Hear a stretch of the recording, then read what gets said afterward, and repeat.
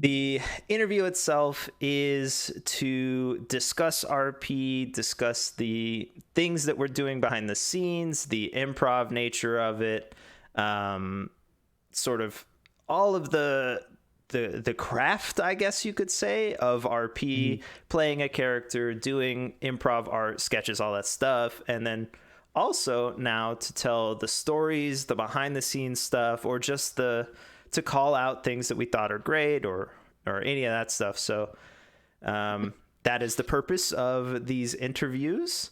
And welcome. Thank the you. thing I the thing I ask everyone is how'd you get into RP? Like, how'd you wind up where we are, and what's your like background in it? All right. So the full story was this actually starts playing World of Warcraft as a hardcore raider Oh, long time ago like Wrath of the Lich King is when I started. And I was looking up raiding videos on how to raid better. And I found this website called TankSpot. You may or may not have heard of it if you were a person who played WoW. And at the time, the person making most of their videos was a guy called Devolore. You've probably heard the name. So I started following his stuff that he did on YouTube. He did a bunch of other videos and things. And he got into GTA roleplay at one point. And then I got super hooked on that. It was like watching an HBO show where I could pick between 30 different viewpoints at any time just to make my own story, just to watch. It was fantastic. I loved it. And then through that, I ended up finding Venilis right before he launched Darkside 3.0 because he was playing Bishop Kane. And I was like, you know what? This is a public server. I'm going to give roleplay a shot. So I joined in 3.0, played a little bit with my wife, ended up not really being her thing.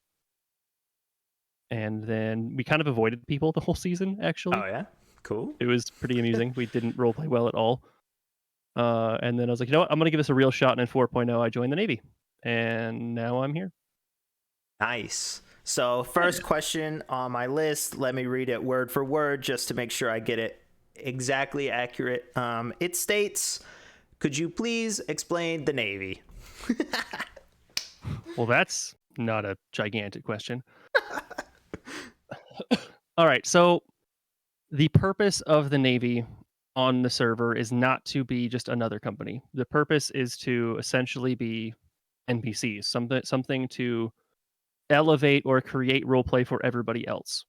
Is the underlying whole reason that the Navy exists. They're not there to come. All your base are belong to us, unless that's your story and you want to do that. Great, DM the admiral, will be like, hey, can you come take my shit? And we'll be like, sure, why not? But that's really what the Navy. The whole thing is an attempt to be built around that. We're not perfect by any means. We go through so many ideas.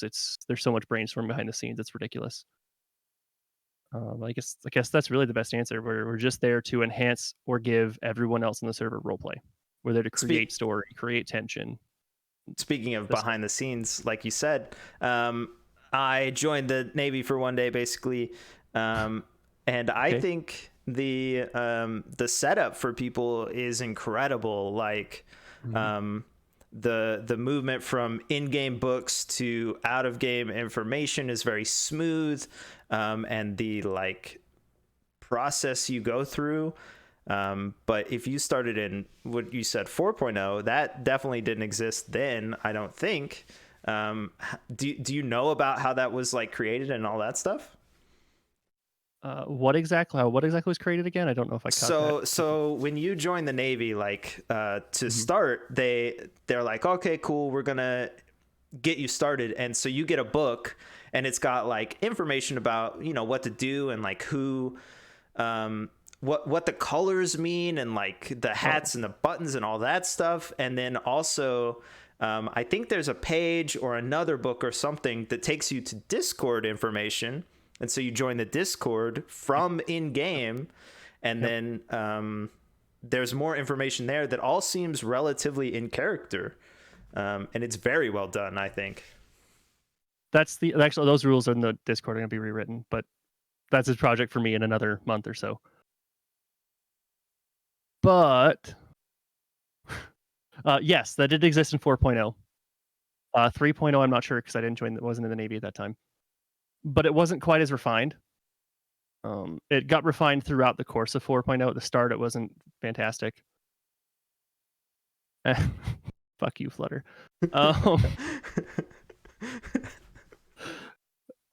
we'll talk about that later. But Okay. she just distracted me. I hate you. Yeah. So throughout the course 4.0, because our instructor core in 4.0 was really, really good. They were all veterans of the roleplay community and all very good at teaching people in general. And they all ended up quitting or moving on to go to something else, which great. They get, they get to move on and do a different story instead of being stuck in this one spot for their whole lives. Right. Not that I know anything about that.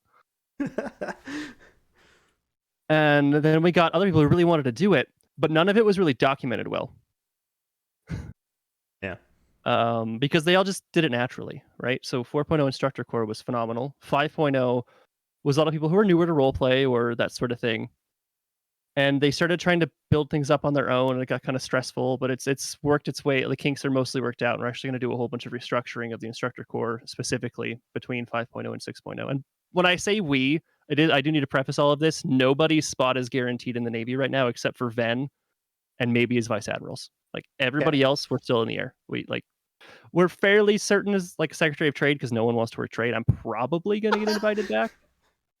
And I'm going to tell them the same thing I've always told them, where like, I don't have the time to dedicate to this server. It's not fair to the player base, but if no one else will do it, fine. Yeah. Which is what I told them in 5.0 as well, which if you watched much, or played much, I was almost never online because I got a lot of shit to do. I'm a new dad and got a job. And anyway. Congratulations. Thank you. So it sounds like, and this is an idea that I've talked about a lot over the course of years, because at this point I've done this for multiple seasons and then also multiple servers. It sounds like you feel responsible, or you have this concept of responsibility to, provide your knowledge and your information or whatever it is that you have, right? But you definitely don't need to. What do you think about that feeling of responsibility, and how do we balance it with reality, So that's actually a really fun journey that new people in high command of the Navy go through. They first start and they feel the entire weight of the server on their shoulders like day one. And it comes down like a ton of bricks. And they feel like they have all this power and responsibility, but they don't feel like they can make any decisions on their own, because a decision the secretary makes can directly or indirectly affect anybody on the server or everybody. Right? So it hits like a ton of bricks that first couple of days. And then they're like, they feel like they need to ask the admiral's permission to wipe their ass, is a good way to put it. And it's really funny. And we all went through it. I did it too. And then after playing for a while and getting to talk to us like in character, out of character, because we do all sorts of stuff to try to make the server run well, they start to realize that, as long as it's not a ridiculous decision like Flutter would make or something, then you're fine. It's roleplay. It's all about creating story. And if the story is the admiral has to come and tell you were wrong and fix everything, well, fine. Roleplay. Yeah. So it's to answer your question more succinctly, I don't feel that way anymore to an extent. Okay. Like it is still there in the back of my head, because there is still that reality of if I make a decision that's pretty big and sweeping, it can affect the rest of the server, which is why we were chosen to be in the position in the first place, because we we're trusted to do that, to kind of help. Right. But you have to learn to just kind of have fun with it, really. So to be super open and honest, I didn't know you were like so necessarily high up in the Navy. Yeah, that's okay. And before like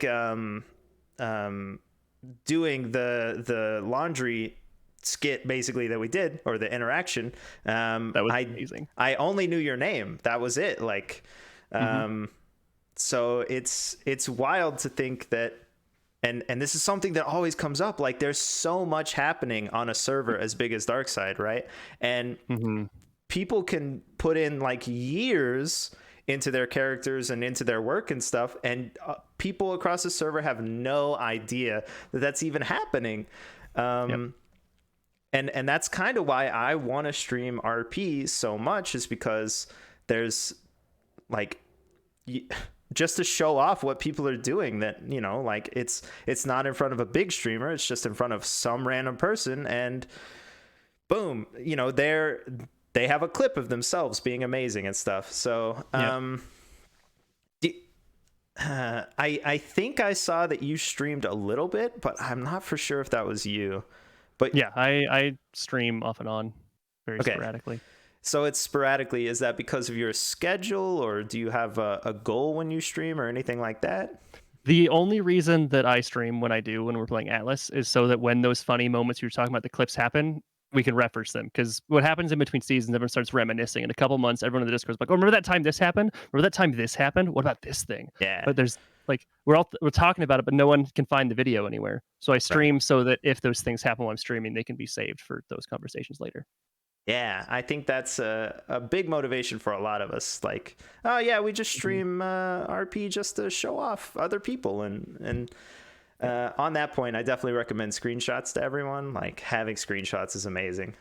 Um, do you think that there's anything we can do to preserve those moments better than just like every single person firing up a stream?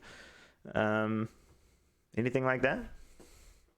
You don't necessarily need the video or the picture to reminisce about it, though. In fact, sometimes when it becomes one of those fish tales that everyone knows about, where the story gets bigger and bigger and more elaborate over Right. time, it's kind of more fun. Yeah, So you don't that's really true. necessarily need that video every time. That's a good point. You become a Mm. myth and a legend and all that Yeah, stuff. Yeah. kinda.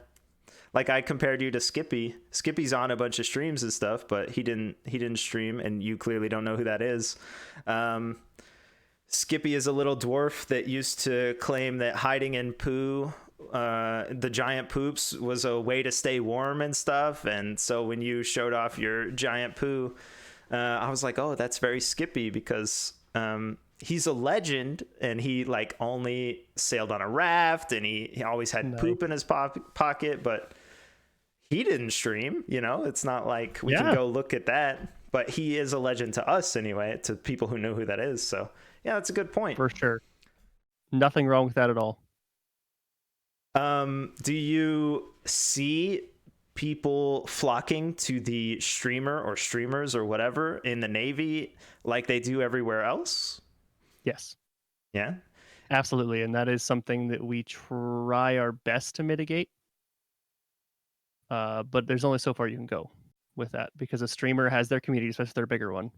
Yeah. And they just naturally want to play with the streamer because, it's their community. They're all centered around the same person. So it's natural, it's normal, but we try our best to make it so that it's just not cliques of streamers running around doing things Hmm. independently. And it is a very tricky equation to get right. I think the onboarding thing felt really smooth, and I was so surprised by it. Um, Hmm. from the They did great outside, with that. yeah, we or I don't know if I should say we in that instance. I have a sort of like the Navy has two modes, and it's either efficient and well oiled, or just off the wall and completely not the Navy. It's just a group of people being wild, right? But to see that, this thing is functioning behind the scenes so well, I thought that was so dope. Well, I'm Um, glad you think that. yeah. I hesitate to ask that question immediately after that, but what are your thoughts about the Lords in 5.0?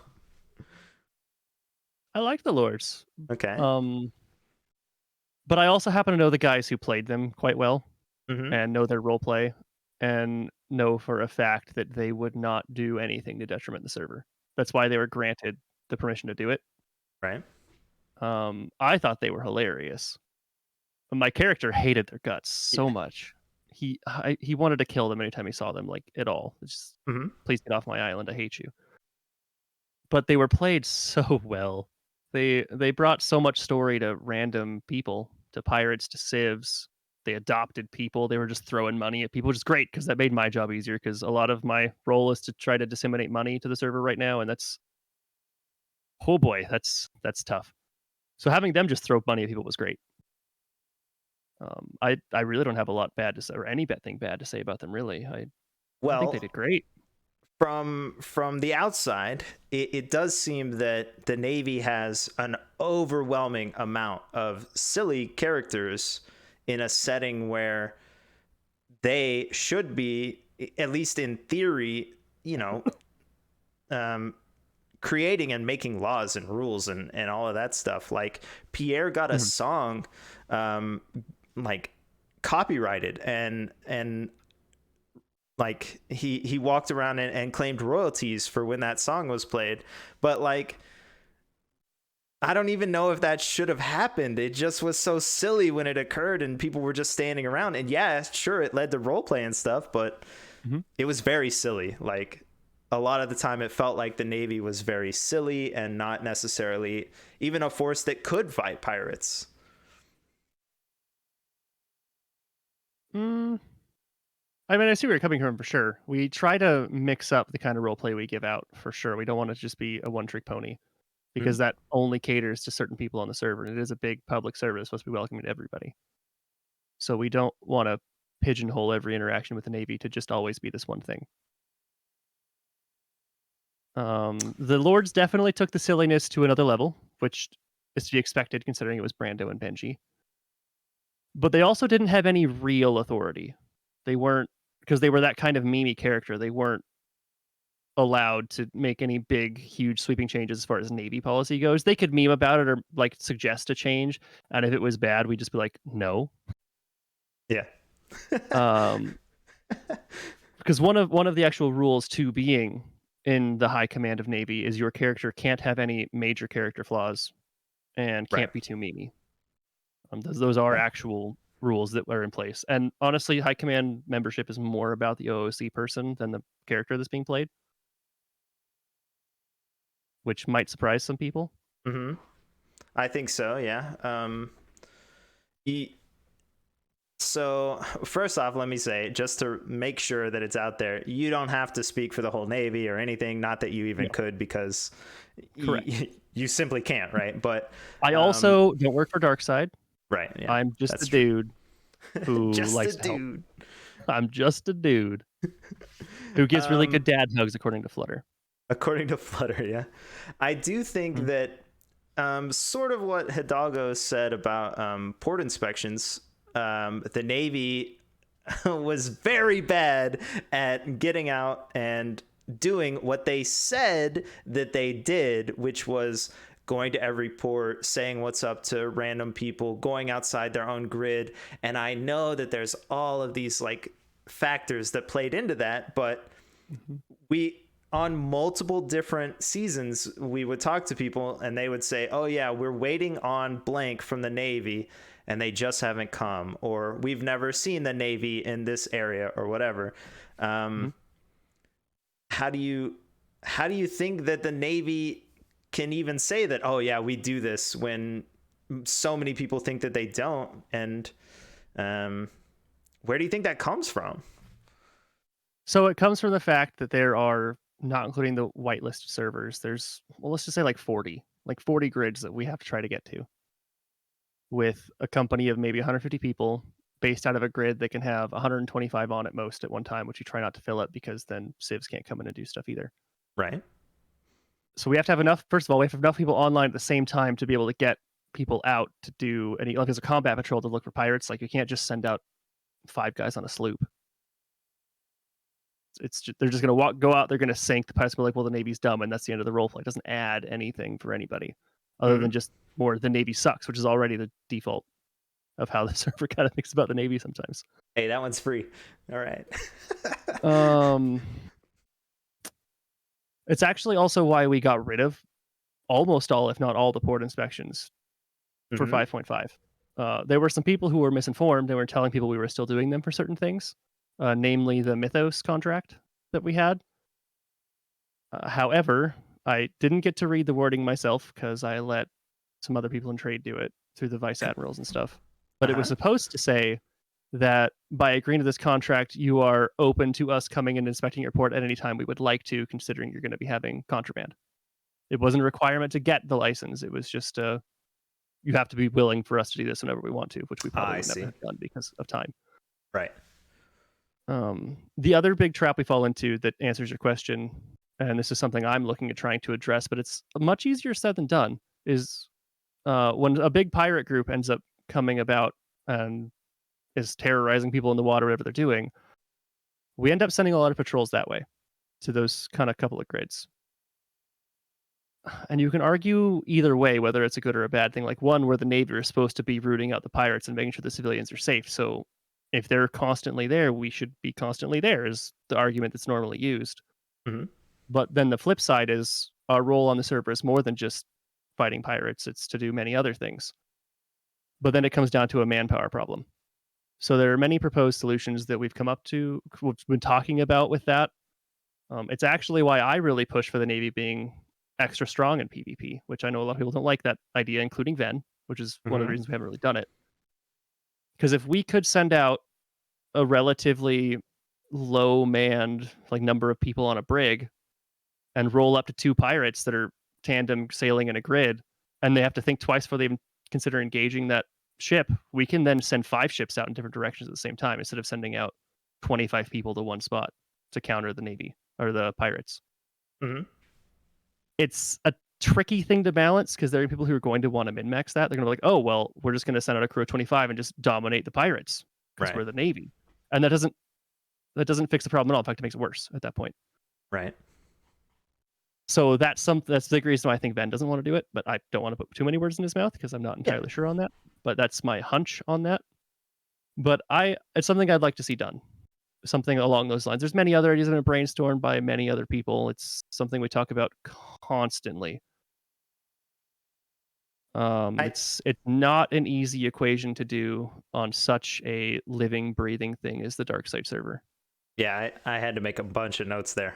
um, For sure. so first off, I think that at the end of 5.0, there was this like declaration, right, that mayors or governors or whatever Yeah. their icon, whatever that is, right? I run an island. I can do inspections on my island, right? Hmm. That was Hmm. what happened.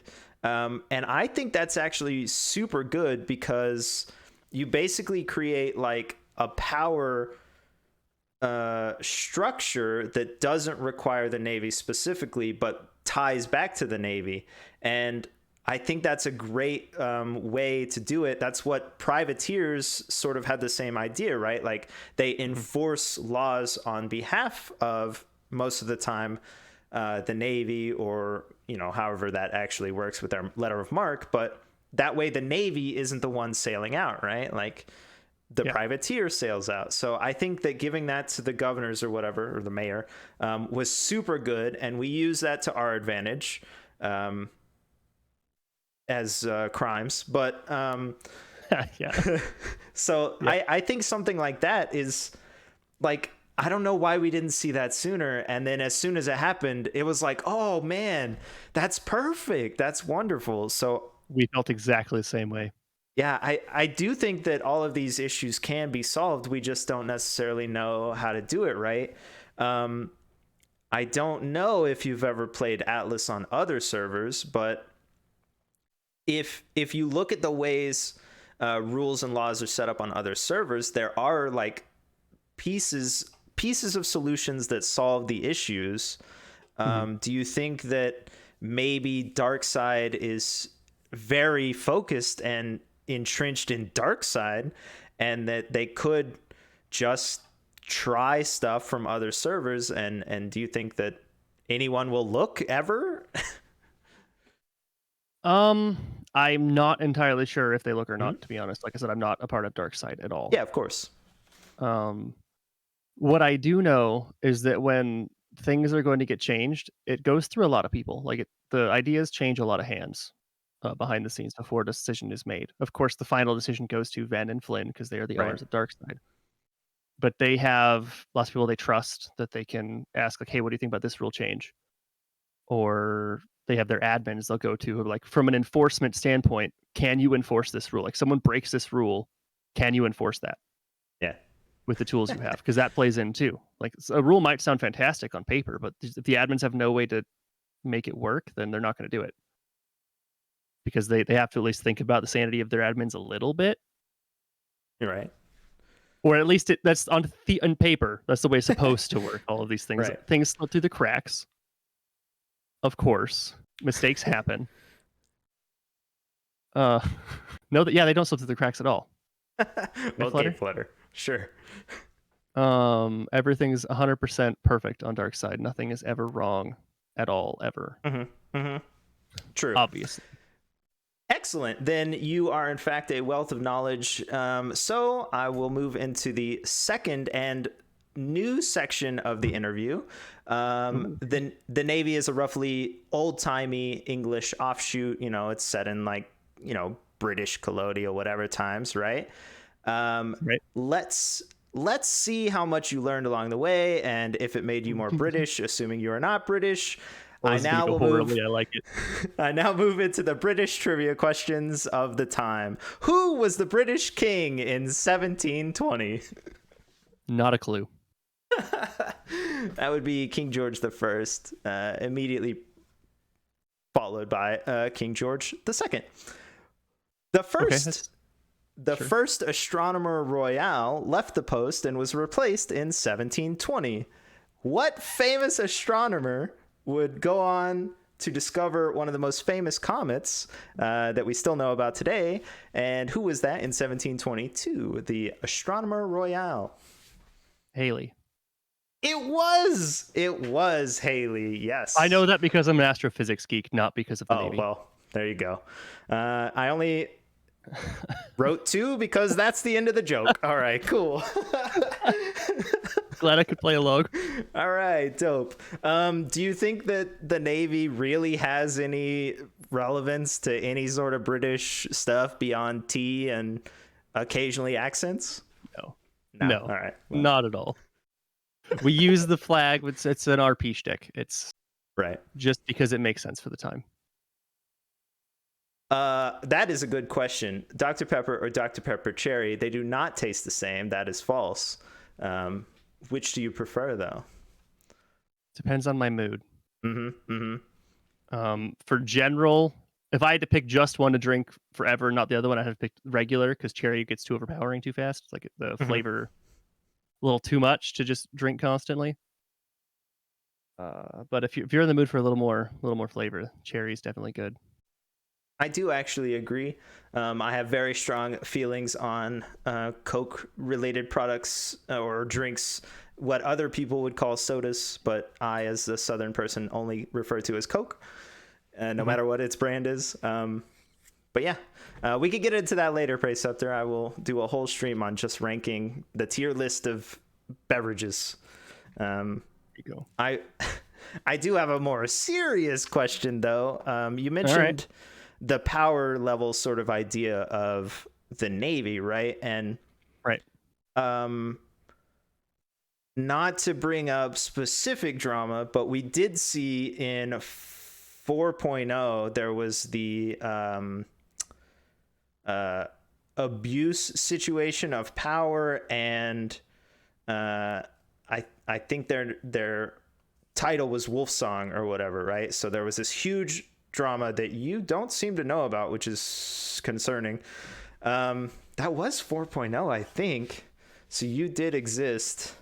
Anyway, there was a series of admin abuse, and what we saw was that not only did it affect, what way was that 3.5? That was 3. Really? Yeah, I know what you're talking about. It wasn't 4. Wow, my brain. All right, cool. So it was farther back than that. So we saw an admin abuse, right? Or sorry, we saw some amount of abuse. It was a dev abuse. Okay, thanks for the... Yeah. Okay, so what happened was not just that items were created or spawned in that were more powerful, right? But what we then saw was that it bled into everything else, which was why it was so big of an issue, because things that were crafted under that clear law and rule break for the server, things that were crafted also technically may have been rule breaks, because you buff up your intellect, for example, using these fake items, and then the new items you've created are an issue as well, right? And that's the same for... Like, it just rippled across the server and there was no way to fix it. Do you think something like that, where you power up the Navy, even if it's contained solely in like a Navy ship, like you said, 1 versus 3, it can still hold its own. Do you think that would ripple across the server and change things irrevocably? That necessarily It did would in have happened? 5.0, actually. Oh, A okay. lesson we've learned already. So towards the end, we started being like, okay, we're gonna level up our ships instantly to save us time, so we don't have to go out Hmm. and level ships and get out and role play more. That's our whole role on the server. If someone's abusing it, well, then they're gonna kick out of the navy, maybe out of the server. So to do that, also to give us a little more power, so we don't have to go out and farm for this stuff either, because most civs don't like to sell the navy blueprints. Okay. They like to either keep them or Interesting. sell them to the navy. We get Oh, some, okay. there are a few, but nowhere near enough to man our 20 brig fleet. Like we don't get enough Okay. cannons just in general for that. So we would have to farm them ourselves a lot in 4.0. So in 5.0, they decided towards the end they're going to spawn in some blueprints, and they were, towards the top end of what you could get, if not slightly higher. I don't remember the exact numbers. I wasn't really Hmm. involved too much in it, but we were putting those on, and then the really big PvP pirate groups, the only ones that could really effectively fight us at that point, would sink a ship, and then you can salvage the cannons off those ships. So then they had Ah, cannons that were yeah. at the top or slightly higher than everyone else. So they were already better than everybody else in PvP. Now they had top of the line cannons they may or may not have had at the time.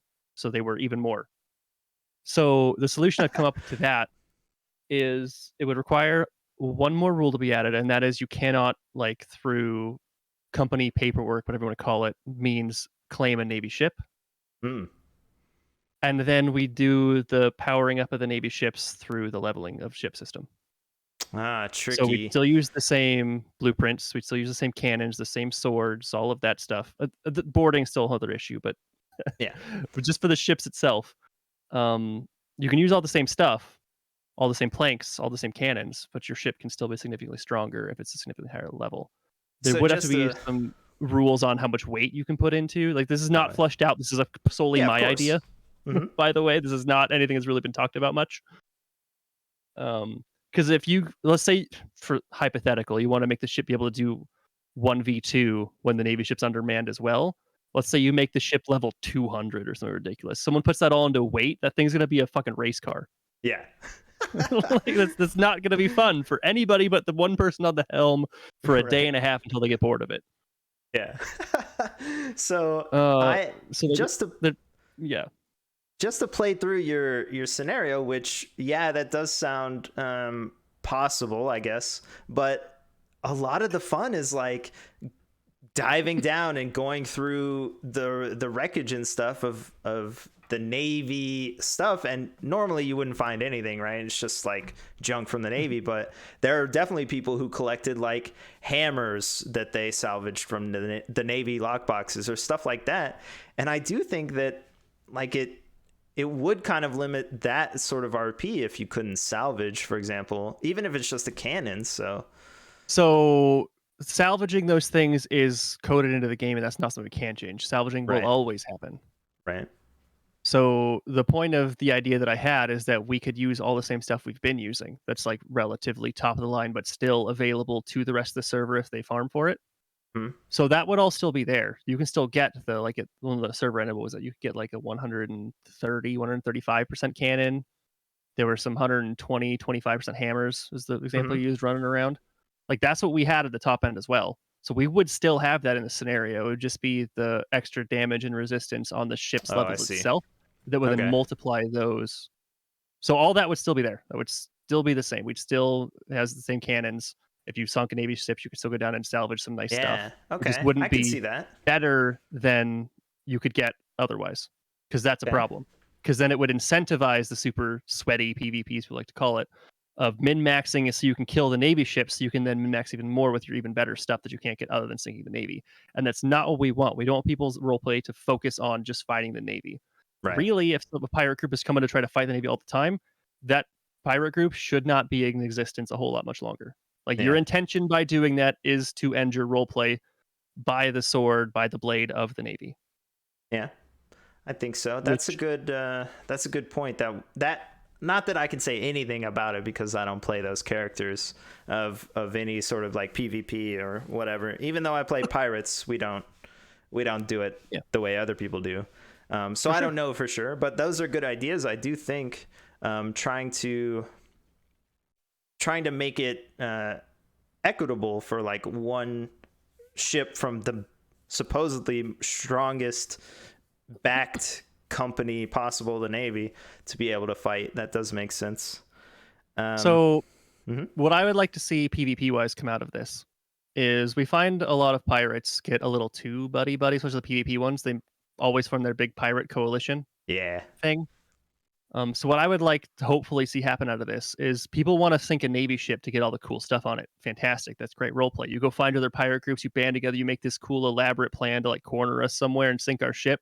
And then you get all the stuff, and then there's 3 really big pirate groups that all want the same cannon.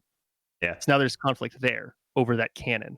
Like that's what I would ultimately like to see happen out of the idea that I have. Like it can still create roleplay through the PvP people want, but it's got to be way more organized and create more conflict in that way. Now, if it's a big coalition, again, just all 3 companies come together and tag team the ship till it sinks, and they just peacefully divvy up the stuff. That's kind of boring. Yeah, true. But at least it is still better. They still had to go to the other companies, and they still had to make a plan. Like it is still better, in my opinion. But I'm sure there's Okay. flaws with the plan. I haven't really fleshed it out with too many people yet. I'm not knowledgeable enough to be like, oh, here, I can solve your plan too, because I have no idea. It's something we're going to have to get for like privateers who've been doing a lot of PvP. We're going to have to go to people who've done a bunch of pirate PvP. We'll probably ask some of the sweaty min-maxers that we know, like, hey, put on your min-max hat for a minute. What's the problem with this? Yeah. Like all those things would have to happen, assuming it even got greenlit by the admin or the admins to even be a conversation in the first place. True. To go back to like story elements and stuff, but before I ask about like our interaction, it sounds like when you log in, it does seem a lot like work. Doing trade and the trade docs and stuff.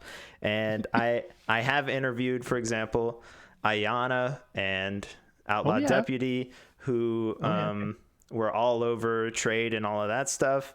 And they, would talk about sinking hours and hours and hours and hours into it and like trying to do all this stuff.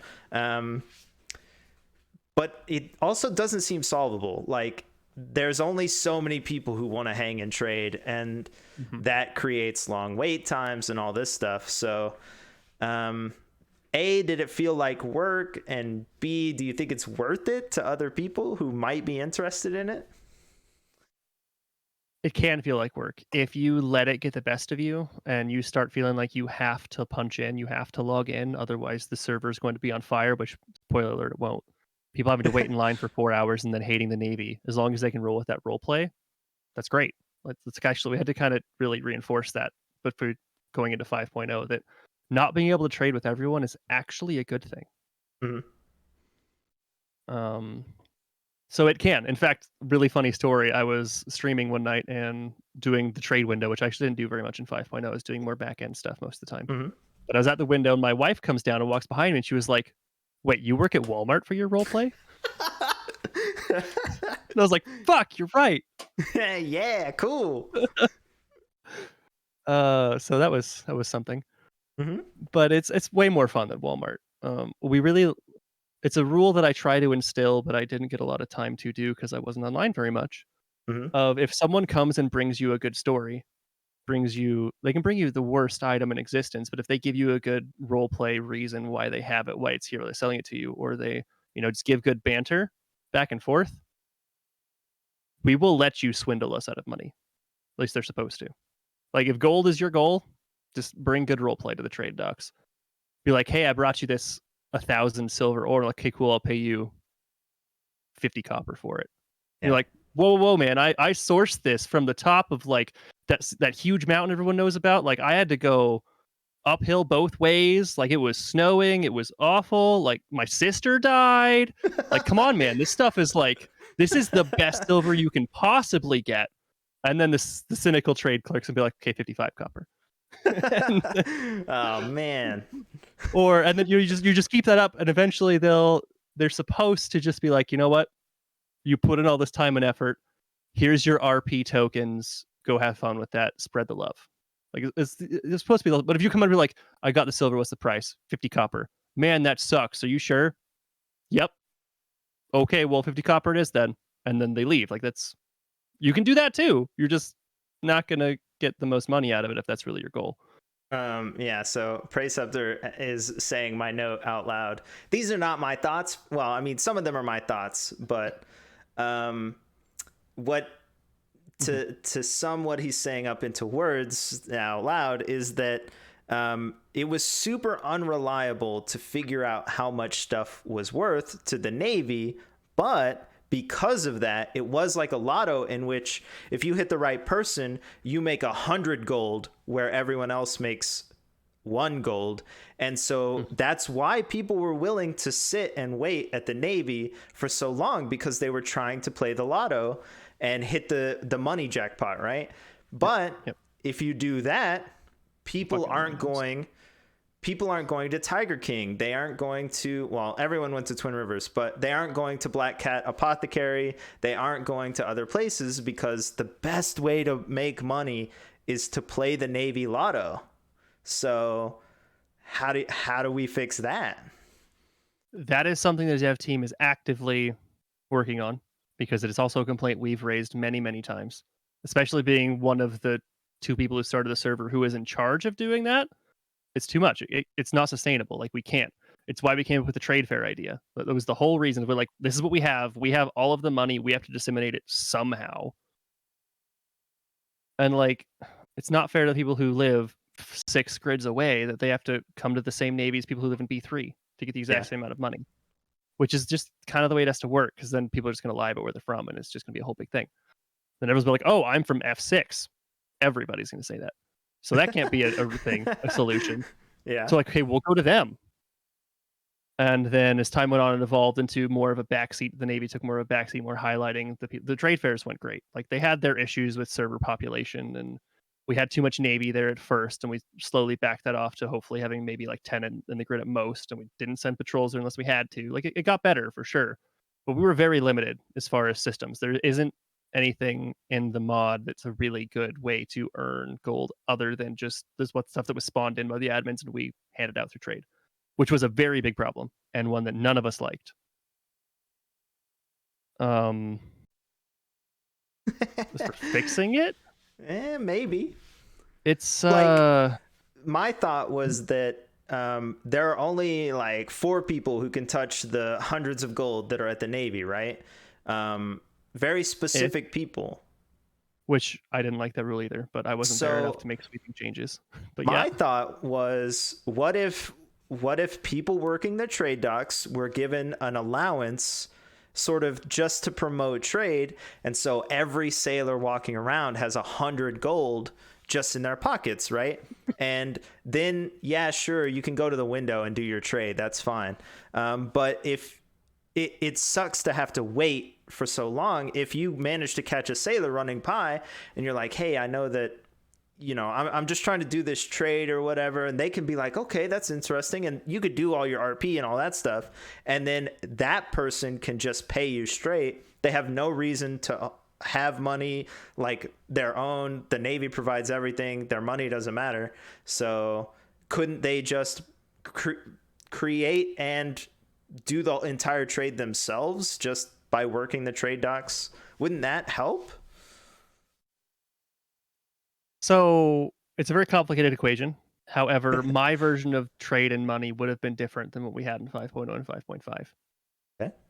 Just to preface this, like I said, I wasn't online very much. I was the only person who came in 5.0 that really had any trade experience, but I also didn't have very much time. So as the teaching and learning process, because I wasn't around much, was a lot of them just trial by fire. Mm-hmm. And there were a lot of things that didn't go well, a lot of things that did go well. And slowly over time, they've learned different things. And I don't like being that guy who's like, well, I've done this before and this isn't going to work, so we're going to do it my way. Yeah. And then I'm going to log off for 5 days. And then, like, you know, it's not the kind of boss I want to be. Right. So the thing like having to be a certain rank to be able to get to the coin, I hate that rule. I tried so many times to convince the other higher ups to not use it, but they kept wanting to do it because they were too afraid of people stealing the money. Mm-hmm. Which is a valid concern, but there are extra rules you have to agree to when you join that Navy Discord you brought up at the beginning of the interview. Like, there's extra rules you have to read and agree to and sign off on, which nobody, I'm sure, reads, but I try my best to make sure they have to. I read them all, for the record. I read every single one, and currently I even blocked my stream so they couldn't read them, for the record. Mm-hmm. please let everyone read them. Nope. I actually, you got to see this, I'm sure. I hid one of the bot commands that you need randomly in one of the rules, so you have to like actually read things till you find it, because it can be bad. But they were really scared of that because they're like, oh my god, if we have 3,000 gold in this box behind the counter and someone decides, you know what, screw the Navy, and they want to leave, they go and they grab the gold and they go to a different company, like that ruins the economy for everybody for like the rest of the season. Which, thanks, Fist of the Walrus. Whoa, not related to this stream. I don't know. I've never even heard that name before. Where am I right now? Love Fist to death. But the economy side of his hats and rhinos, man, it was a headache. But that's not really time for this. But anywho, what I would like to have a much more open. So I don't really like the idea of everyone, excuse me, just running around with gold in their pocket all the time, because that especially that large sum, like you said, 100 gold, that incentivizes the kidnapping RP, which honestly just puts a hamper on everything on the trade docks. I'm not a huge fan of that. It also incentivizes people coming and just slashing down a Navyman. Yeah. Just to get a bunch of gold. That's why it is the way it is, with the gold being handed out just what you need to, like, as far as it goes out into civilian area, it's only what's going to be given to that person. But it shouldn't have been, in my opinion, behind the lock and key that it was. Anyone who worked trade at all, or even wanted to, like, you signed all those rules, you agreed to all of your extra things, like there's no corruption in the Navy. That's one of the rules. You can't steal anything of the Navy's at all. That's all part of your rules you agreed to. So if you're going to do that, then fine. You're going to kick out of the Navy, and the admins may decide to look at you and decide to kick you off the server too. Yeah. Like, so that has the basis covered there. So I wasn't a huge fan of how restricted it was, and hopefully that will be something that I can change in the off season when I have more time to talk to people out of character about stuff, because we try our really hard to not just start talking about all the Navy stuff out of character all the time, because then it starts to feel meta-y, if you know what I mean. Yeah, of course. Like, it's something we've done a little more in 5.0 than we have in the past. Like, a lot of our high command meetings, which I couldn't make any of them because of my schedule, were done OOC this time around. Okay. Because it's just more succinct. It's easier to talk about things than having to skirt around things weird, talking about weird mechanics in roleplay that aren't really roleplay related. It was just easier to do it that way. So we're getting better at trying to judge what that line is, but we're really, really careful not to overstep it, because we don't want it to seem like we're all of a sudden just this big power gamey, meta hungry entity that just wants to kill everything. Because we're on a slippery slope at all times. That could happen if the wrong person does the wrong thing and pulls the rest of us with them. Like, that could definitely happen. Of course, we have really good admins like Luminex, who is a very, very good, he doesn't take sides. He's fantastic. Yeah. Mm-hmm. He's yelled at us a couple times and been like, hey, I see what you're doing. Be careful with this. Right. Like, it happens. Actually, I have a good story about when I was fairly new in 4.0. Mm-hmm. Do you remember Animal Handling 3 books? Anybody out there remember Animal Handling 3? Mm-hmm. The awfulness. That was Animal Handling 3. Flutter, you'll like this story. You're in it. So we got our NPCs at the trade docks to try to help out, which is a big boon. It was fantastic. And I was like, oh, people come and ask us for Animal Handling 3 books all the time. So because shop stock refreshes every once in a while, I just started going and buying all of them so we could hold them on hand, so that we could maybe have like 20 on hand instead of the normal 3 or 4 they had there. So we could spread it more, right? So all of a sudden, I get this. She actually did it in game through a letter from an admin at the time, Flutternib, who was like, "Hey, I see you're buying all the books. Stop." Yeah. And I was like, "What? Oh, yeah, that is a problem, isn't it? Yeah. Whoopsies, my bad."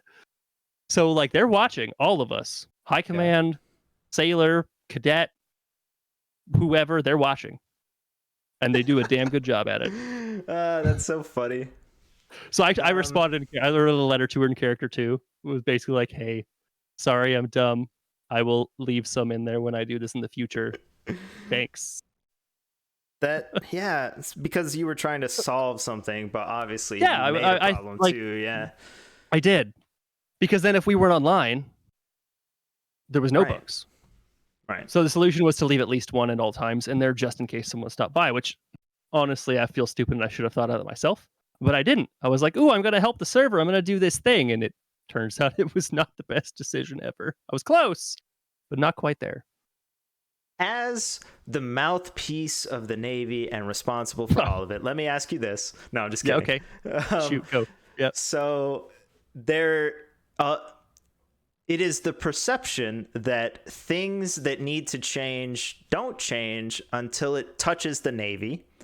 And the Navy is, how do I make this bad? The Navy is really bad about considering other people outside the Navy. I'm just trying to make badmouth the Navy work at this point. Yeah. Go ahead. Yeah. So like something's broken, whether it's in the mod or outside the mod, whether it's in the economy or not, something's broken, but it doesn't get changed until it touches the Navy. And that's just a perception from outside the Navy.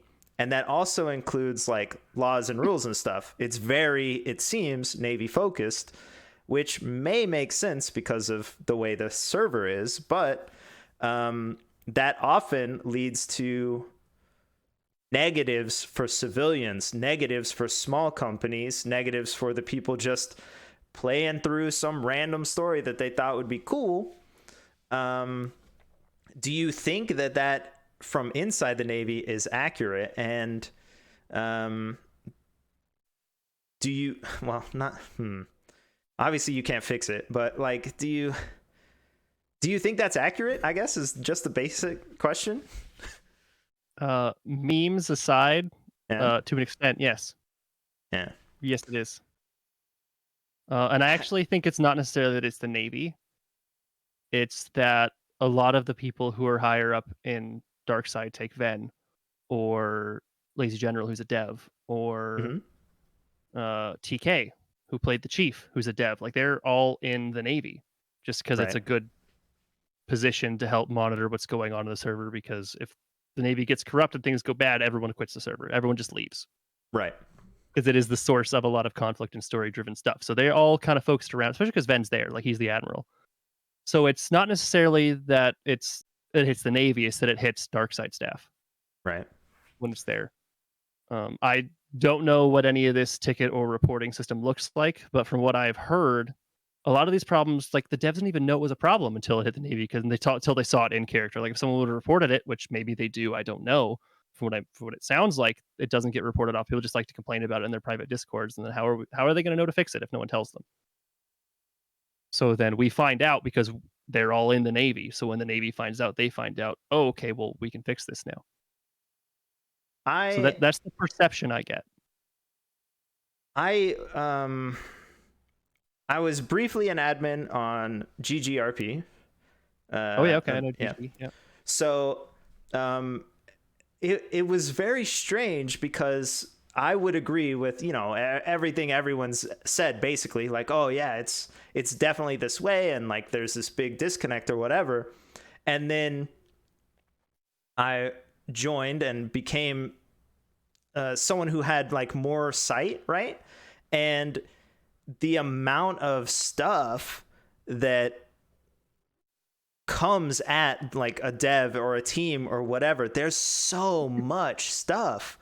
And so like even between two devs, you can think like, oh, I'm aware of this issue and I have it on my list and I will fix it, versus another one who has never heard of it, right? And so like even the communication between them, there's so much stuff coming at you that you don't know about it.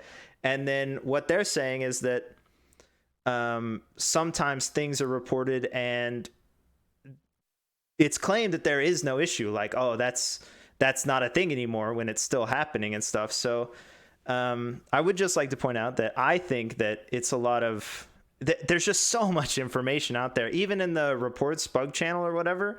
If you go look at that, like it's just reported the same thing over and over and over. Even after it's fixed, maybe it'll still be reported, like all sorts of junk. Of course. But then again, if it seems like the only way to fix something is to make it affect the Navy because that's where staff is, how can you fix that except by putting staff outside the Navy? And then if you put staff outside the Navy, you have a whole new set of problems. Yeah. So I'd like to preface all of this with, again, this is my personal opinion. Yeah. just to clarify everyone.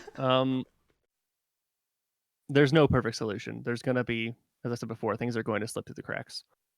However, I think the easiest thing that could be done right now is I've seen a couple things in the chat there of just making it better for the layman to be able to submit those reports. As your mod said, Preceptor, they've had issues with the website being laggy. Yeah, take notes, Flutter. You can hand those off to Flynn later. Um,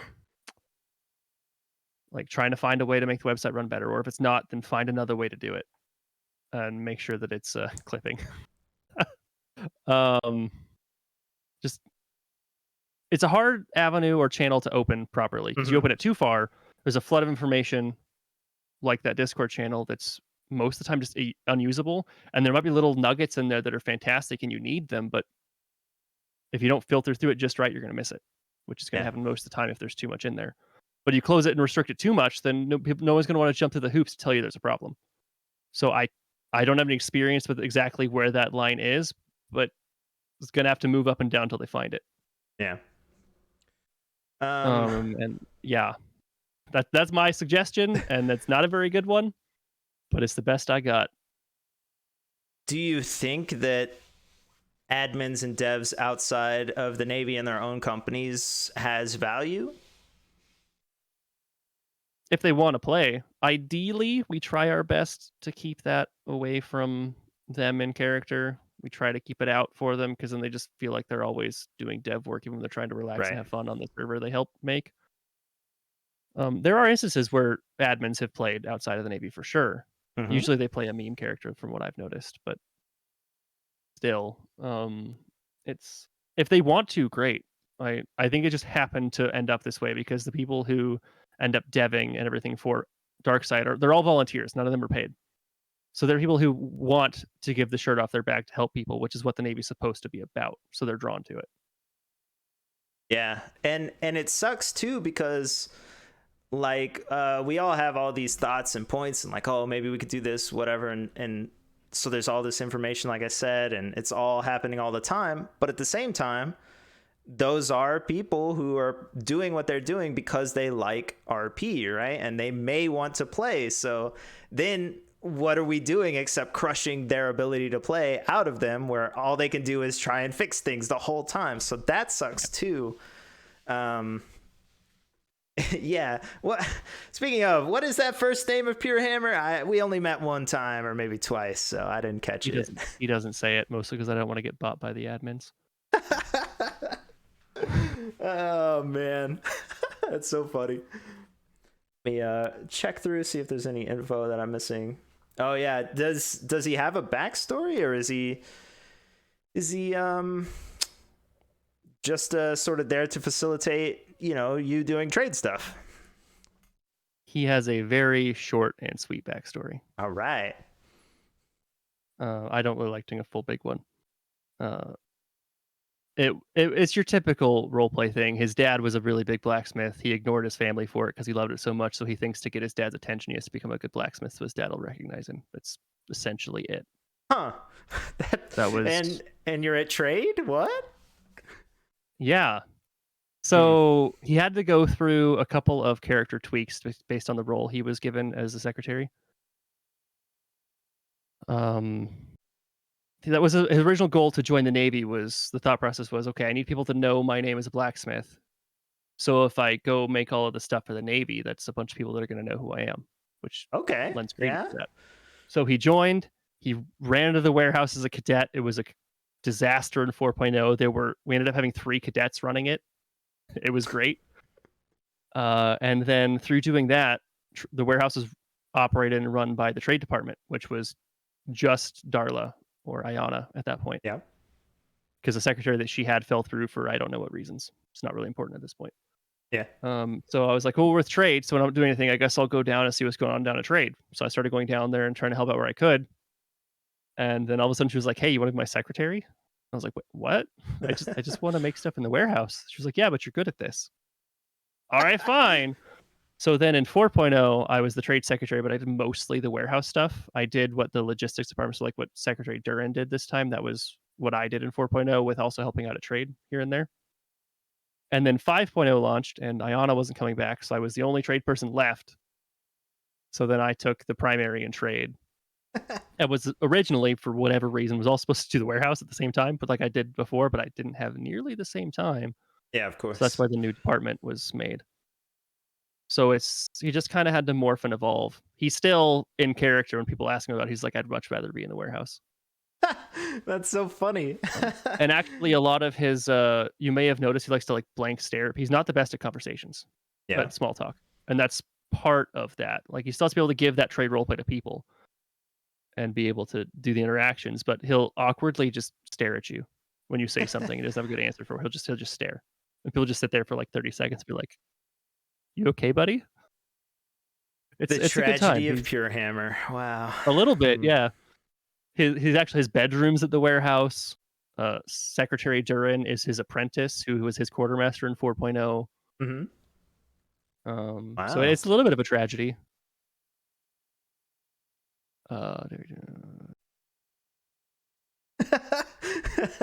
Yeah, you got to do that. The out of character DM, like, I should have said this. That's so funny. Yeah, yeah.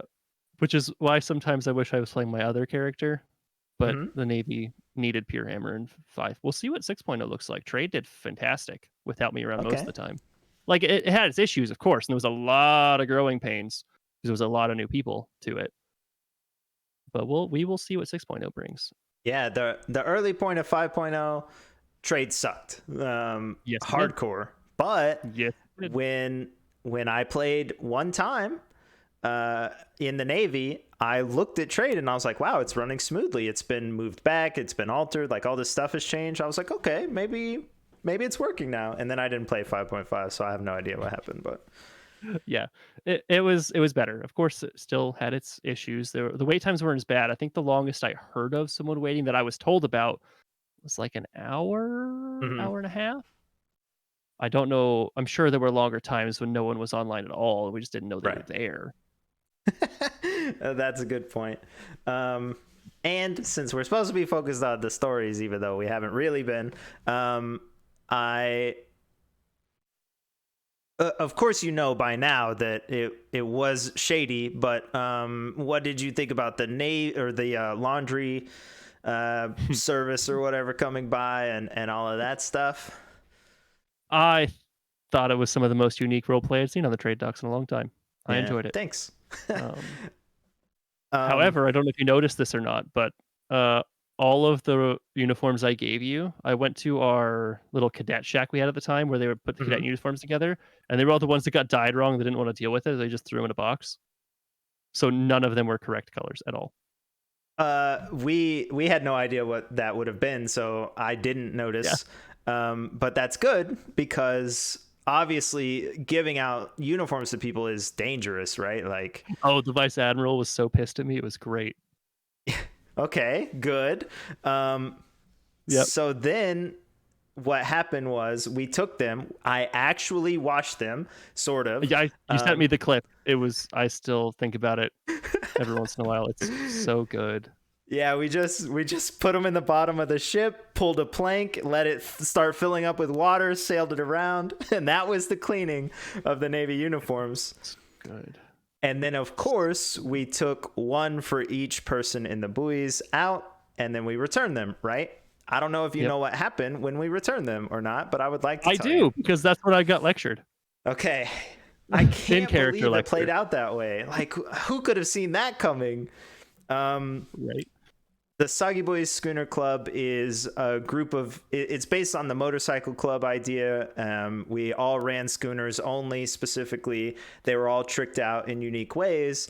And then all we did was scam people and lie and cheat and stuff. We did our own brand of piracy with no weapons or guns, really. It's just, Right. we would fake things. So we faked doing the laundry. We faked all that stuff. So when we returned them, that was the only point really in the entire story that was real. We were just trying to do it legitimately, and we got jailed for it. They thought we were behind the scenes trying to do something sketchy or like attack from behind the barrier and stuff. And that was insane. That's the story I was told in character. Was that you guys were trying to infiltrate the Navy somehow? That's what Purehammer was told. Yep. So what we did was, Pierre is very ballsy, right? Yep. And if he thinks it'll work, or if he thinks it'll get him some money, like, he's gonna do it. So I just walked on the other side of that little line where trade is supposed to end, and it's supposed to have that sign that says you'll get shot. And I'm just walking around back there, and my associate Fair, who played Derrick, was checking around for other people. And then Haggerty sees me standing, in a Navy area, like Navy only. And I'm like, hey, what's going on? And I didn't have enough information to lie appropriately. So I tried to lie, right? And I tried to lie. I tried to lie up into the Navy like I was there, and he obviously knew that was false. And then I tried to lie down away from the Navy, and he was already suspicious. And then they had caught Daeroc doing whatever he was doing. And yeah, the clip of the laundry getting done for the Navy. So they had us both, and we really were just trying to provide the uniforms back and do nothing else. And they had gotten some report that someone was doing something that wasn't us. Like, it was someone else. Oh, that's hilarious. Yeah, they had a report that something was happening, and that's why he was headed down to the trade docks, because he was trying to, get him more information about it. And they just stumbled into us instead, and we went to jail, and I said a lot of really negative, mean things about the Navy to his face over and over again. Yep. Yeah. That's nice. Yeah. So after that first interview with you, he then came directly to me and was like, did you fucking give out uniforms? Yeah. And I was like, well, they weren't colored the right way. It's like, I fucking hate you, and then goes back to the prison. So, it was great. We then tried to continue the jobs. We tried to continue, and everybody apparently knew about it, and they were not having it, even though technically you had given us legitimacy to do it. They were like, no, we're not doing this anymore. So that sucked. But I mean, you did get arrested, so it kind of makes sense. It shouldn't have, though. Would have done it again. We should not have been arrested, dang it. I mean, you were in a Navy restricted area wearing a wannabe Navy uniform. Why shouldn't you have been arrested? In theory, I guess, maybe. But plus, it was honestly, the NID secretary who found you. Like, the guy that knows all the intelligence of everywhere in the grade N character. Like, that's the guy you ran into, of all people. Well, okay, sure, but for the record, there weren't missing uniforms. We took your document that you had provided, with all the numbers, and we recreated a new one that had the altered numbers on it. So we were hoping that no one had, kept it, and I don't think they knew that it was fake, but they may. Like, I have no idea. Didn't I sign it with not my name? I don't remember, but we copied it. I did. I signed it with a fake secretary. Oh, well, we didn't know any of the names of any of the secretaries. So I would just stand on the trade docks and listen to stories that other people told about secretaries. And then when I said something, I would reference whatever that name was. I didn't know where they worked. I didn't know anything about them. So yeah, everything we said was fake, basically, except returning them. Dang. Of course. And the colors were wrong, which the secretary would have noticed. So you were kind of just bad timing. Sure, but I mean, like, what they could have just taken them and been like, okay, cool. Wait, could have. I think we tried to explain it that like something had happened to the colors when they called us on it or something. I don't remember. That's pretty good. That's clever. But yeah, I mean, you didn't like permit it or anything, right? So it was all in good fun. Yeah. Well, the whole reason we exist is that whole storyline existed just because I decided to give you poorly colored outfits, right? Like, you got to go out, you got to wash it, you got to tell people how to these uniforms, you got to go back and kind of wander around behind the Navy thing, run into another secretary, get thrown in prison, get interrogated. Yeah. Like, all of that storyline was just because I decided to give you uniforms. Like, that's why, that right there is why we exist. Yeah, true. True. Although I did do it as Boxster. Boxster walked all over the Navy island. But that was a completely different reason. He just didn't care. Yeah. And he Which never is a story got in its own, sucked. because then you go out to the pirates and be like, the Navy island sucks. Like, I just walked around all day and I Yeah. wouldn't notice. Yeah, I And did then do it that, creates yeah. the stories about, Yeah. you know, how the Navy's awful, Yeah. which is True. more roleplay, because then it's similar. It might spread to the civs. They're like, well, why am I going to go trade and give stuff to the Navy when they're just going to squander it away and not help us? You're Like, always trying to bring stuff back to roleplay, huh? Wow. Weird how that works. That is strange. I do think that even though that's the goal of the Navy, I don't know. I think they could do it better. I just don't know how. I agree with both of those sentiments. So if you think of better ways, you let me know. Well, I mean, I'm sure I've heard better ways. Unfortunately, I don't remember them because the interviews happen so stiltedly. But I have asked a lot of people a lot of questions. Ooh, yeah. Do you think a server could be successful without a main law company like the Navy? A public server? No. A private server? Probably. Oh, well, yeah, definitely, yeah. Wait, are you saying like, oh, public? Oh, okay. Yeah, so like a public server like Atlas is, where if you just go sign up at the website, you give them your name or whatever, and you're in, you're whitelisted. You're server like that. No, I don't think it could work well without some kind of law enforcement, some kind of antagonistic entity that is there specifically just to create tension in some way, shape, or form. Like but that's also kind of just a myth. That's actually why Darkside after 4.0 they put up an ARC server to people to mess around on, and I found it exceedingly boring very quickly because it was just here, go roleplay on this server, and that was the extent of it. And there were some people who were trying to make stories and do their own thing, but everyone was kind of just doing their own thing, and I found it didn't work very well for me. Lots of people loved it. It's just not my thing. So personally, I'm also biased to that question. I just like having that entity, that kind of backstory going into the server that everyone just kind of knows. I like that for my roleplay. I think that's interesting because your character, as far as I know, never sailed on a fighting ship. I could be wrong. You may have gone on patrols, but you're basically saying PvP must exist and it must have relevance to the server because so it doesn't necessarily have to be PvP is your thing. It could be like a political thing, which wouldn't work great on Atlas with the way the server's set up, but some kind of entity that exists that can then push or create or change a story or puts ripples in the pond. Like if everyone just kind of makes their character and they're doing their own thing, like great, what's going to change? Where's the story? Where's the drama? Where's the draw? Everyone's just running through their life, the ant, just following the trail every day, doing their thing. Something needs to break that up, and that's what creates the story and the drama, in my opinion. There are some people who are good enough at roleplay that on like a server, they can just be the person who does that themselves. They can just go in and they can just throw themselves in the middle of stuff and stories start happening because they're shaking everything up. Everything's all of a sudden different for some reason. But having that, like the Navy in this case, always there for anybody to use for that sort of thing, I think really, really facilitates the whole public aspect of Darkside.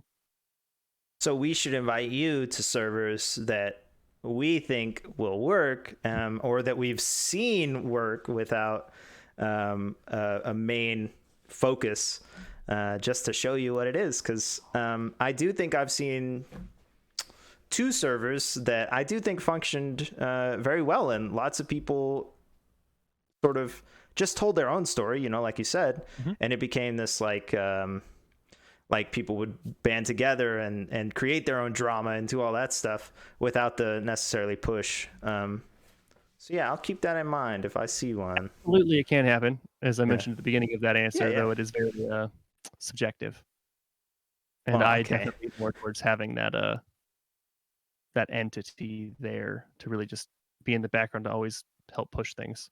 I didn't even think of my own server. That's a good point, but I think that's different entirely, personally. But yeah, we did play on Arc, and we did a whole thing without like we were the only company, even though I knew out of character that there was another shady shadow company that existed, and we wound up running into them, and it created all this, story and drama and all this stuff. Is very cool. And then, I occasionally would offend them by trying to understand their language and all sorts of stuff. But yeah, it next time. Absolutely can work if people role play well enough. And it's not something that you should or could expect from people who are brand new to it. Like, the whole idea is to learn it.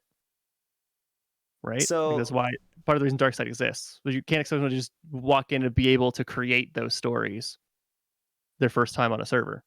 It's so having that almost training wheel there, I guess is the way to put it, is really, really helpful for people learning how to role play their own way, because there's something they can lean on to help create that conflict and create that story for them if they need it or want it. I think we all agree, and we've all even told other people that, like, if you want to learn how to role play, join the Navy, right? Like, that's what you should do, because there's always someone there and they're willing to teach you and get you into it, right? We try to always have somebody there. It doesn't always work out. True. But I'm going to just assume that you think that as well. If you're new to RP, you should join some entity like the Navy. Do you think that's accurate, or there are other ways? I used to say that unequivocally before 5.0, but now we got a very big influx of people that joined the Navy and hated it in 5.0 because that was our advice. Because it's not for them. Yeah. Like, you really are, as we've said many times in Ven's stream, I think I said it once here before, we're glorified NPCs. That's what we're supposed to be. Your main goal is not to push your own story. It's why it was so easy when Purehammer was all of a sudden doing trade stuff instead of the warehouse stuff. I was like, okay, well, there you go. That's what he's doing now. He kind of wants to be there, but there's no real issue. I'm not going to argue with people. It's not going to create this big internal story, because that's not what we're there for. And some people don't like that. They don't like being able to explore their own character's thing very much. Like, of course you still can. You can still create a character, because that can affect other people too. Like, you having a relationship with somebody outside of the Navy can create roleplay for many companies. It can happen. It's not that you can't do that stuff, but it can't be your primary focus, at least going into it. You can be like, well, I'm going to go in there so that my character can evolve and do all these things for me. I'm going to be a captain. I'm going to do this. My character's going to do this. Like, that's a recipe for just burning out horribly and not doing well in the Navy. Your goal is going in should be, I'm joining to give everyone else story, and if mine gets better at the same time, fantastic. So what is your new recommendation to people who are new and trying to join up or start? If you want to learn the mechanics of the game fairly quickly, join the Navy for like a week. So you can learn the mechanics, but don't be afraid to quit if it's not for you. Okay. It's kind of my new take on that. Because we have, for a long time, always said, if you're new to roleplay and you want to learn how to do it, come join the Navy. We're great.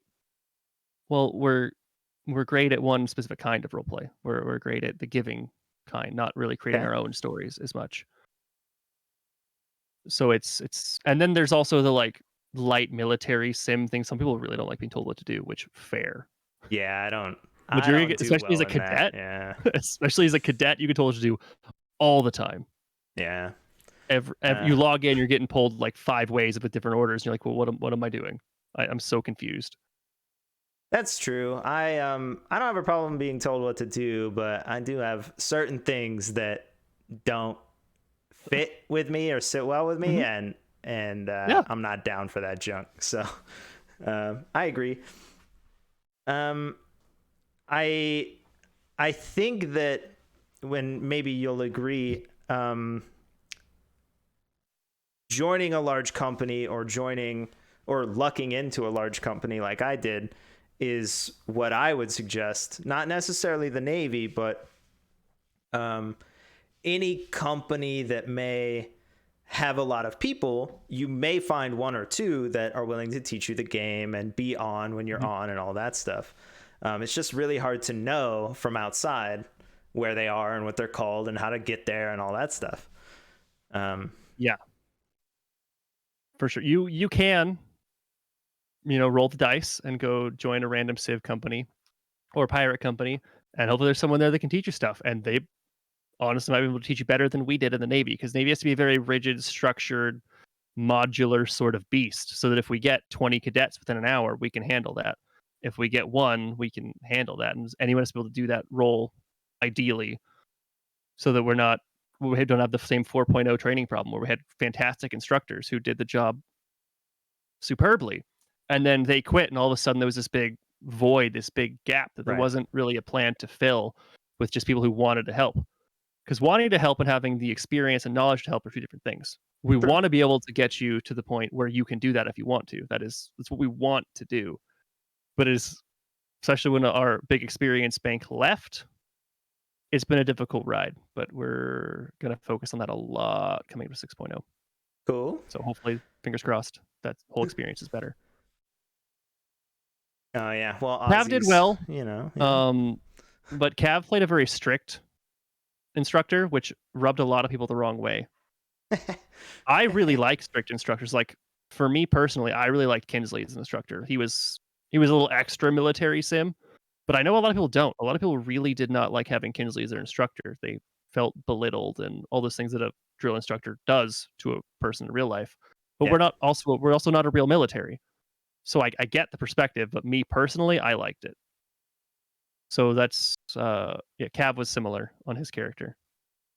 When I started, I watched a bunch of pony streams and stuff, and then I was like, cool, I'll try it, I guess. And never having played the game, I didn't know any of the buttons at all. And there's clips of me falling off of cliffs and stuff because I just don't know what the buttons are and junk.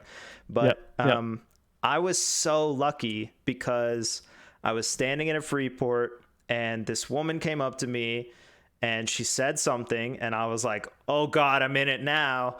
And I said something back and it was clear that I didn't know what the heck I was doing, right? So she said, like, you can come join us. And I was like, all right, well, that was easy. And then she made it clear that, like, without saying it, she was like, if you do this, you're sort of signing yourself up for piracy and all this stuff. Because what I didn't know was I was joining the Salty Winches, who was a very big antagonistic sort of piracy group. And I'm just like there knowing nothing. And I joined up with them, and at one point they did run down the same Navy thing where you do like the bosun stuff, have your hammer, have your freaking bucket, and like how to repair. Like they did all that stuff, and they clearly did it just for me. Everyone else on the ship must have known, right? But I'm like, I have no idea what's going on. And so I spent that whole trip underneath the ship, not knowing anything, just ready to do it, right? And that was so dope. Like, the Salty Winches were great. I think they were amazing, and all of them and all this stuff. And they definitely taught me how to play the game. And that's dope. Yeah. In a similar vein, because I was trained by that 4.0 instructor course. So I'd be a little bit biased when I'm talking about how good they were. But I can say 100% without a doubt, I was way more proud to get my sailor jacket, so getting promoted from cadet, than I was to get secretary. Okay. By a mile. Nice. Because I was the same way. I knew nothing about the game. And I went in and I learned all this stuff and made some, in character and out of character friendships, going through that whole cadet training of, having them. Because I was played a short character, so I don't know if you know about this insight. There wasn't even an inside joke, but the joke that they started using as instructors for all the short dwarves running around, because there were a bunch of Bensons as well. I don't remember the Bensons from 4.0. Yeah. There were also short people. There were like 10 of us in the class or something ridiculous. So they started making us all stand on stools because they're like, I don't like looking down at you. So we started carrying around chairs in our pockets. Okay. And a lot of people took offense to that, which, I mean, okay, fair. But I thought it was hilarious. Yeah. And the best part about that was the camaraderie that came out of it, which is actually kind of the point of real world military training too. They break you down and make you all hate this person together, so you band together and learn to overcome that, right? So it became a thing. We'd go to parade and we were expected to put down a chair and stand on it in the line on parade, so we were roughly the same height as everybody else, so it wasn't this weird uneven line, which was fucking hilarious. But you get there and be like, oh shit, I forgot my chair, and then like 5 short people walk up and be like, here's a chair. You get like 5 chairs thrown at you out of nowhere on parade. It was so good. Like, we all got super close because of that sort of thing. That's awesome. And I wish something like that would happen again, but it's a fine line to tread because there are some people who might be very sensitive about whatever topic it is, which isn't something that we can really we can't tell you how to feel about something, right? Right. So it was great for me. Other people didn't like it, so we had to stop it. But just Yeah. things like that really, really made it. So after all of that whole experience, it also I think I was a cadet for a week, which was average at the time as well. Nowadays we tend to push through a little faster, Yeah. which I'm not a huge fan of either, but something we'll talk about, and who knows, maybe it'll change. Okay. Um, we were all on parade. There were like 30 red coats everywhere, and they were like, "Hey, you guys all did great. You know how to be a sailor. I knew how to get on a ship. I could fire a cannon. I could do it accurately. I could fire a rifle at somebody. I know how to repair a ship if something was going wrong in combat. I learned what port side was, and I learned the word starboard, bow, aft. I learned all of that. I didn't know any of it, so I Yeah. actually legitimately felt like I earned it. Yeah, that's dope. Whereas which was awesome. It was a great feeling. I'm sure that's what it feels like when you get through basic training in the real military too. At least I'd hope so. I would never do the real military, by the way. It's not my thing. This light military sim is enough. Yeah. But it was on. I was out of character, proud of myself when that happened. When I got promoted to sailor. Um, When I got secretary, it was, oh well, I guess I have more responsibility again. Why do I keep doing this to myself? why? um, Denver asked, any chance you know who Findle was, the instructor played by? I don't know who that No, I is. don't. I know the other two because it was Benji, Brando, and one of their other friends. There was the three of them. So the Lords, actually. The Okay. Lords were the instructors in 4.0. They were the main instructors Gotcha. with Kinsley at the beginning of 4.0. And they had a third guy who was also the third Lord at the very beginning of 5.0, but only played like once. That's So I interesting. don't remember what his character was, unfortunately, or what his Do you, name was. Right, Flutter? If so I heard it, I'd be like, oh, that's him. But are I there didn't. any, this is so broad, I know, but are there Sure, any yeah. things that happen behind the scenes that you'd like to say, like, oh, this was a great experience that maybe no one saw? Um, Obviously most of your stuff, it feels like, is behind the scenes because you have discussions with, Navy all over the island. It could be, anything, but Yeah. anything you wanted to call out or thought of that came to mind? The overall cohesion of the High Command and Navy in 5.0 was phenomenal. Like there were some issues, which I will not go into. You can't make me in 4.0. Okay. Um, with the command structure and just the whole thing. There was issues. But in 5.0, we really banded together to make a big united front, and we're very good at calling each other on shit, and like especially through OOC and in character channels. If something's weird going on, and it's not something our characters would really argue about in character, we'll throw it in our high command chat, or we'll DM them and be like, "Hey, the fuck are you doing?" And that's expected. We expect Yeah. check and balances from each other, right? That includes Ven. Ven's not the best at checking his DMs, but when he sees them, it happens. And it goes the same way. He'll DM us sometimes and be like, Yeah. yo, high command secretaries, the fuck did you guys just do? Fix it. Yeah. Like, or we'll be like, Ben, this call you made, it doesn't really make any sense for the server because XYZ. Like, it goes both ways for all of us. And it's been great. So that whole thing behind the scenes, we all get along super well. We all call each other on things. We discuss things, a big brainstorm for things all the time. It's certainly not just then randomly putting out a bunch of rules, which he does do sometimes. But like everything that's done is not just him being like, this is a good idea, let's go ahead and do this. There's a lot of thought between us, and I'm sure he also talks with Flynn and his admins, not with us either, because those are separate. Yeah. We're not involved with them either. So that whole process has just been great as a whole, to answer the question broadly. I'm sure there's more things, but it's tough to, I don't know, man. I Yeah, deal of with it every course. day. It's hard to, oh man. Yeah, and over the course of a season or two pieces of seasons, like, so much stuff happens that you can't remember names or exactly what Yeah. happened or any of that stuff. So I get that. I can't remember the names of my trade staff in 5.0 still. Okay, I won't. Okay, sucks for them, I guess. It's part of the fun. I loved Okay. walking up to someone who was like one of the highest ranks we had and being like, "Who are you?" And they'd be like, "I don't know. Who are you?"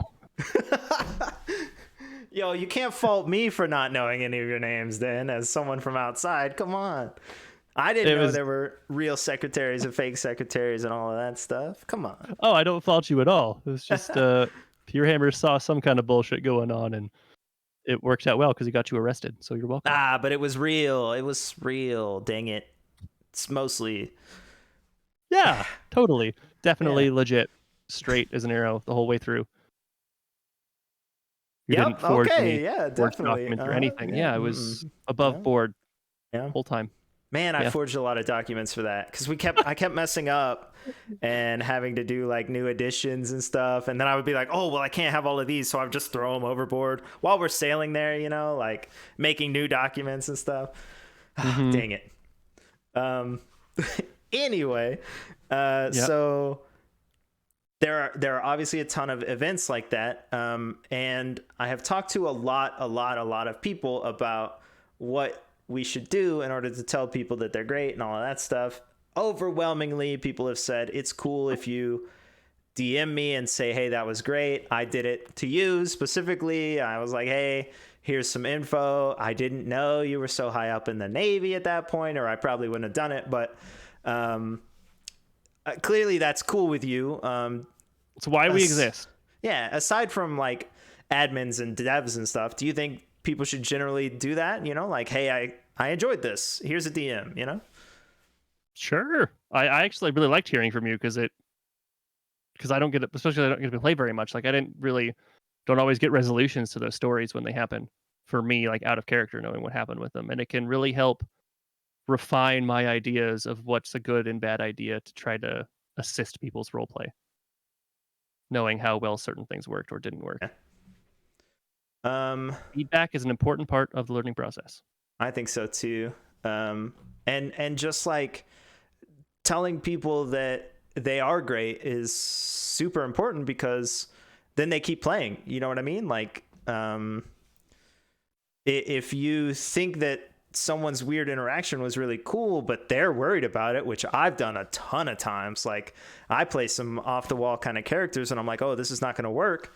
And then I get DMs like, hey, that was really fun. Let's do that again. Yep. All right, cool. I'm going to keep playing, My other character is the exact same thing. I've never played him in Atlas, but I play him and I'm like, this is so dumb. Why am I doing this? And then people are like, oh my God, I love George. Oh my God, that was so much fun.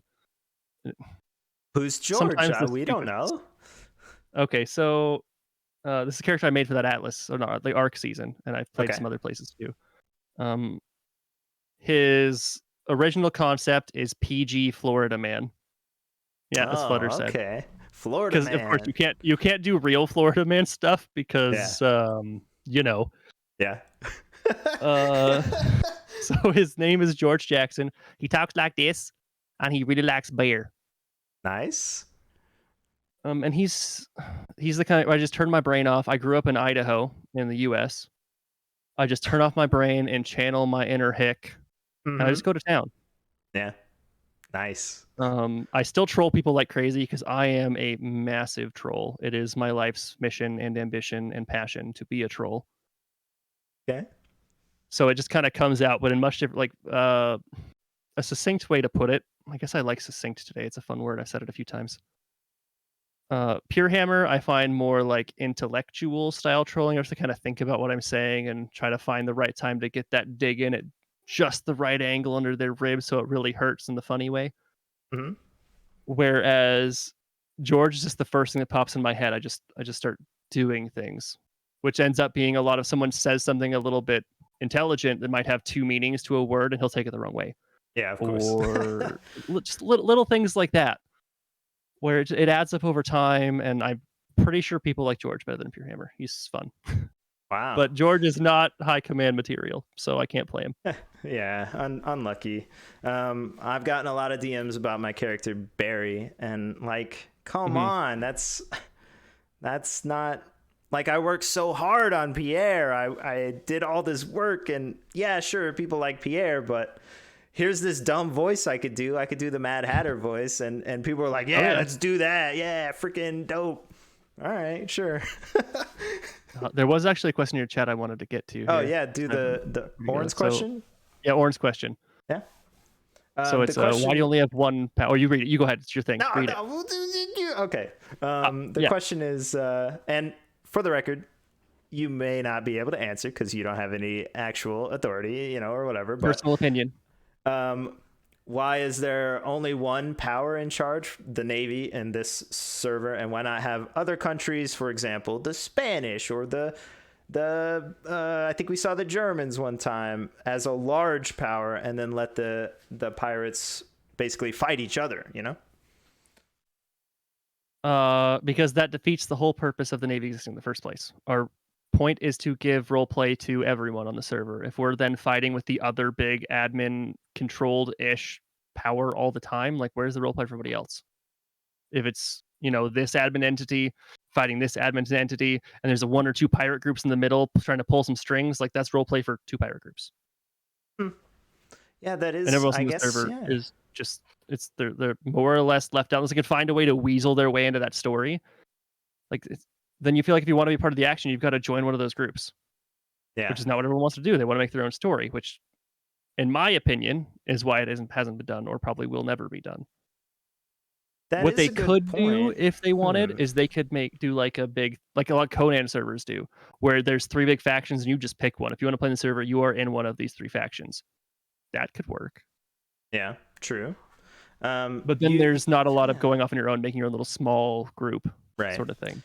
You do make a good point. I remember one time where it seemed like La Royale was going to sort of rise up against the Navy, or like there was a bunch of drama that occurred, and then they basically solved it diplomatically through a bunch of like meetings or something. I can't remember the exact circumstances, but that is a good point that like if they had turned to fight the Navy, you were either on La Royale's side or the Navy side at that point.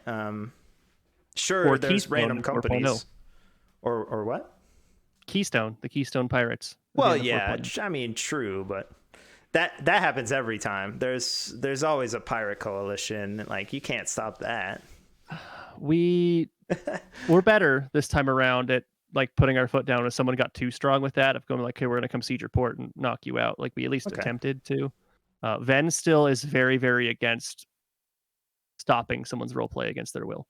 Yeah. Which is admirable, but on the same hand, when it's been said the whole time, this is my personal opinion on this.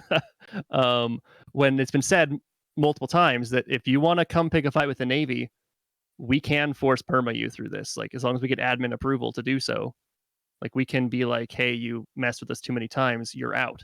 And the reason for that being a thing was so we didn't get Keystone again.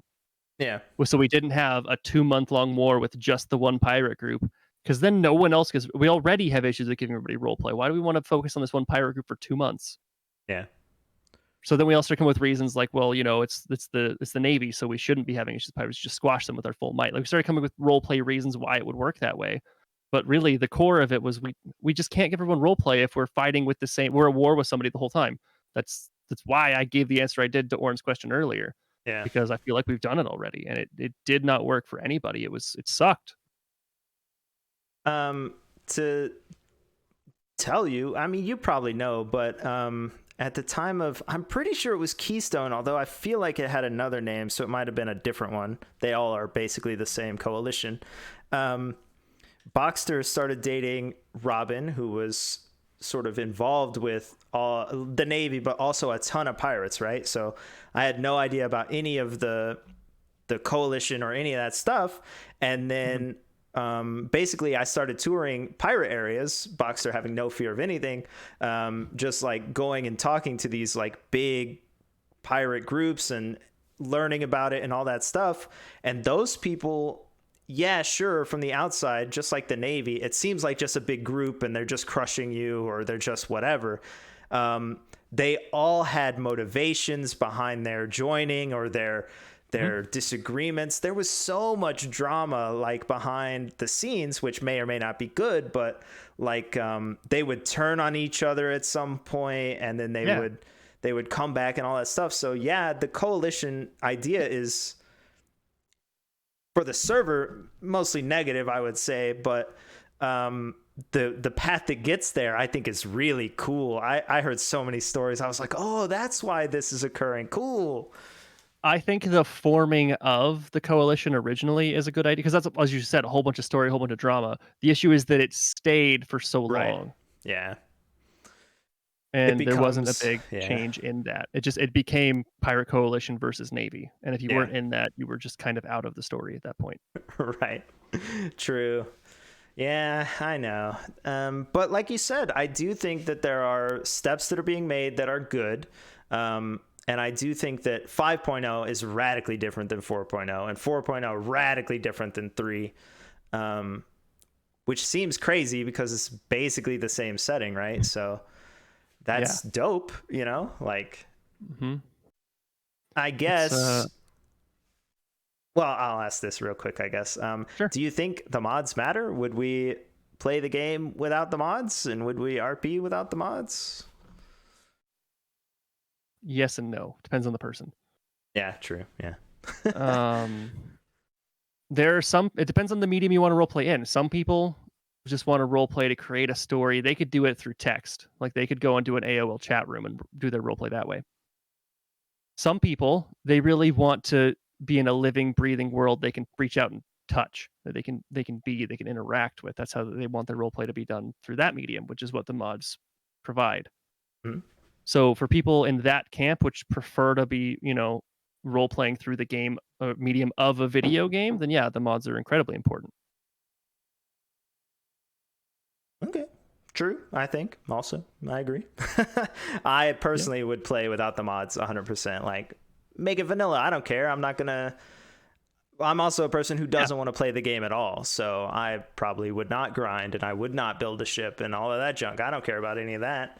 I just want to talk and see if an idea works, So for sure. I can see myself... I've done a little bit of D&D since then. I haven't done much roleplay outside of Atlas, to be honest. I've got an IRL group that we sometimes play some D&D, but it's been, as with every D&D group, difficult to schedule. Yep. Shocking. And there's 4 of us. The DM and I have both roleplayed before, and then we have 2 guys who've never roleplayed before at all. So it's been a really fun experience there. But it's hard for me to say if I would enjoy it more or less without the mods, to be honest, with where I am now. I very much enjoy it with them because I do like being able to interact and tell a story with whatever they've added. There's a really fun story from 4.0 where someone came to the warehouse that I was running and requisitioned a really nice pair of the brass knuckles. And he didn't come pick it up for like 2 weeks. I sent out people to chase him down all the time to try to... Like, that was actually my rule. I was like, someone makes something, you go, you get on a horse, you find them, you force it in their pocket. Like, you go give them their stuff. You find out they're in bad gear, you come back, you grab it, you get on a horse, you chase them down till they get it. Yeah. We are the warehouse. The Navy's going to be the best shit possible, which was fun. But anyway, we didn't see him for like 2 weeks at all because he just was never awake when we were. So I spent a good like hour and a half, 2 hours one day, took a whole bunch of signs and a bunch of red paint. And from pretty much every location in the main path on that island of 4.0, I put a sign with his name and an arrow and made a big path all the way back to the warehouse from everywhere with red signs and arrows. And then I got to the box where his thing was and put like 8 signs around it, all with his name, all pointing at the box. So we woke up the next day and he got his brass knuckles. Awesome. And like, that was all something that I mean, that's internal RP, which we try to avoid most of the time, but we are still people and we like to have some fun. So it's be a delicate balance. So I did that, and it wasn't a story I could have told without the medium of the mods or the game. Very well, at least. Like, I guess you could have through text if you've got some good groups of people being able to be like, well, I set up all these signs, and it's like, well, I woke up and I saw them and I did this. Sure. But it's a lot of extra steps, True. I was actually under the impression that there was a lot of internal RP in the Navy, and I'm sure there is, but I'm not a fan of most of it. Oh, okay. Yeah, this is another hot take that's just my opinion. I guess were now, because Blackwater's dead, but there were 2 of us that pre 5.0 actually advocated for no relationships in the Navy unless you're like IRL in one. Yeah, we don't want it. Of course, that got vetoed fairly quickly. Yeah, Part of it's my bias because I don't like doing relationship roleplay myself. So I'm willing to admit that that's probably part of my reason for not wanting it.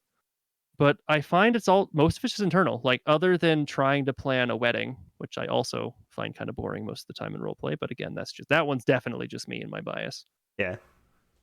It doesn't add anything, and then it creates sometimes some drama as well that doesn't need to be there for us trying to get roleplay out there. I too many bad experiences with it in 4.0, I think is what it was, really. Okay. So we wanted to there were a lot of people that did it really well. And if I could make a more nuanced rule, if it was just me, sure. Finding a way to be like, well, if you get approved by the admins, then sure. But then that's a whole other thing for them to do. It's messy, it's sticky, it's a weird line in the sand. It can be done well, but it also can be done horribly. And I find generally is more on the latter side of that scale in the Navy. Personal bias, probably again. That is an interesting take, especially from what I've seen on the outside. So, wow. There's so much of it. I don't like it, but the decision's been made. And I just got to roll with it because that's part of my job there, right? It's to make sure it runs as smooth as we can with what we've got. So if the rules that it's there, then I'll roll with it. I voiced my dissent to the powers that be when it was brought up and the decision was made, and we went with it. No point arguing anymore. It's part of your enjoyment because it's not your job. You're here to have fun or whatever. Must be granny lunch ladies, or an elf marrying a werepire. Can't have that either. Unlucky. We've run through my list of questions, so that's dope. And then I was just asking random stuff, but I do tell my homies a bunch of times, like, oh, I have a bunch of games and stuff. And in looking at your backdrop, I recognize some of them, and that's amazing. Oh, yeah? I have probably that many. Maybe. Last I counted, I have about 40. Oh, okay. Well, do you include the small ones also? Like the little, like, flux? That's rounding down. My last count was like 46, but okay. I rounded down a bit because most of this top shelf, all 10 of these boxes are the same game. Is that, let's see. My guess is going to be Red Dragon Inn, but I don't think so because of the colors of the other ones. It's Arcadia Quest. Oh, well, okay. Well, there you go. The Kickstarter exclusive thing. That's sick. Cool. In fact, I don't have it set up right now, but... oh, here we go. There's Arcadia Quest set up on the table over there. What? My camera was on that guy until just a couple hours ago. Yo, sick. So I'm set up to stream that with my wife here soon. But here's the thing, and I'm just going to guess this real quick. I'm going to guess you don't have people that can come over and play your board games with you, right? Like, there's not enough people to have a game night and stuff, is my guess. Oh, we have game nights. Oh, man. My IRL buddies I'm playing D&D with, they're my board game group. Dang. We haven't in a long time with COVID, but...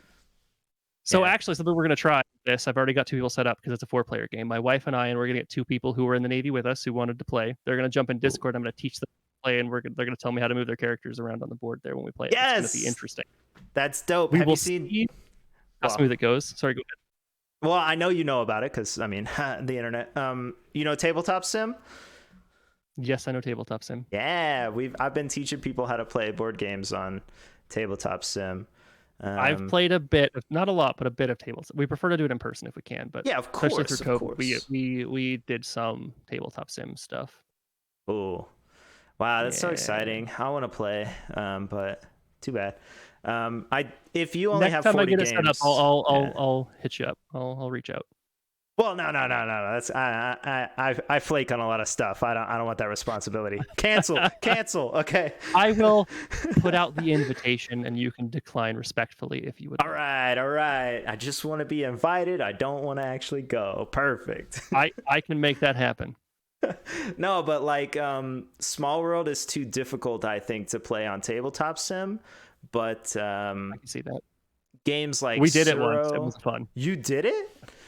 We played Small World on Tabletop Sim once. Ooh. It was okay, but we were also playing with people who all knew how to play it already. Oh, well, okay, it's completely different then, yeah.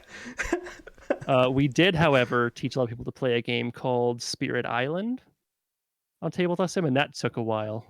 It Not was sure fun I once know we got it that figured one. out, but it's very popular. At least it was last year. I think Board Game Geek had it as one of their top games last year. Oh dang! I got out of buying board games because I love them so They're much, so but expensive. they're expensive, and without someone to play, like how can I say, oh, I need this? Like, yeah, I can't. What's your most So expensive board game? I own oh dang, what's it called? Oh, I own a copy of Talisman, um, Mhm. which is very Hate that game. difficult to get. Like they don't print it or whatever anymore. So it only increases in price. It's crazy. I also have a Chinese mahjong set in the Oh, World of Warcraft wow. box. Yeah, original price is like $300 or something like that. I bought it on sale, of course, but I've never played it because like I don't even know how to play mahjong, but I really wanted to learn, so I got this set. I was like, Mhm. oh, this is so dope, but unfortunately I've never played it. I am lucky in that my wife is a bit of a nerd too. She likes to say Oh yeah. closeted most of the time, but we met raiding in World of Warcraft. Like, come on. Cool. Yeah. So we have a lot of games that play well or are only 2-player. Yeah, that's cool. Yeah. I assume your Kickstarter game is the most expensive one you own, is my guess. If you put all the boxes together, Yeah. probably still no. What? Mm-mm. You're not Here, I'll like grab it. a oh god. I'll grab it. Yay, exciting.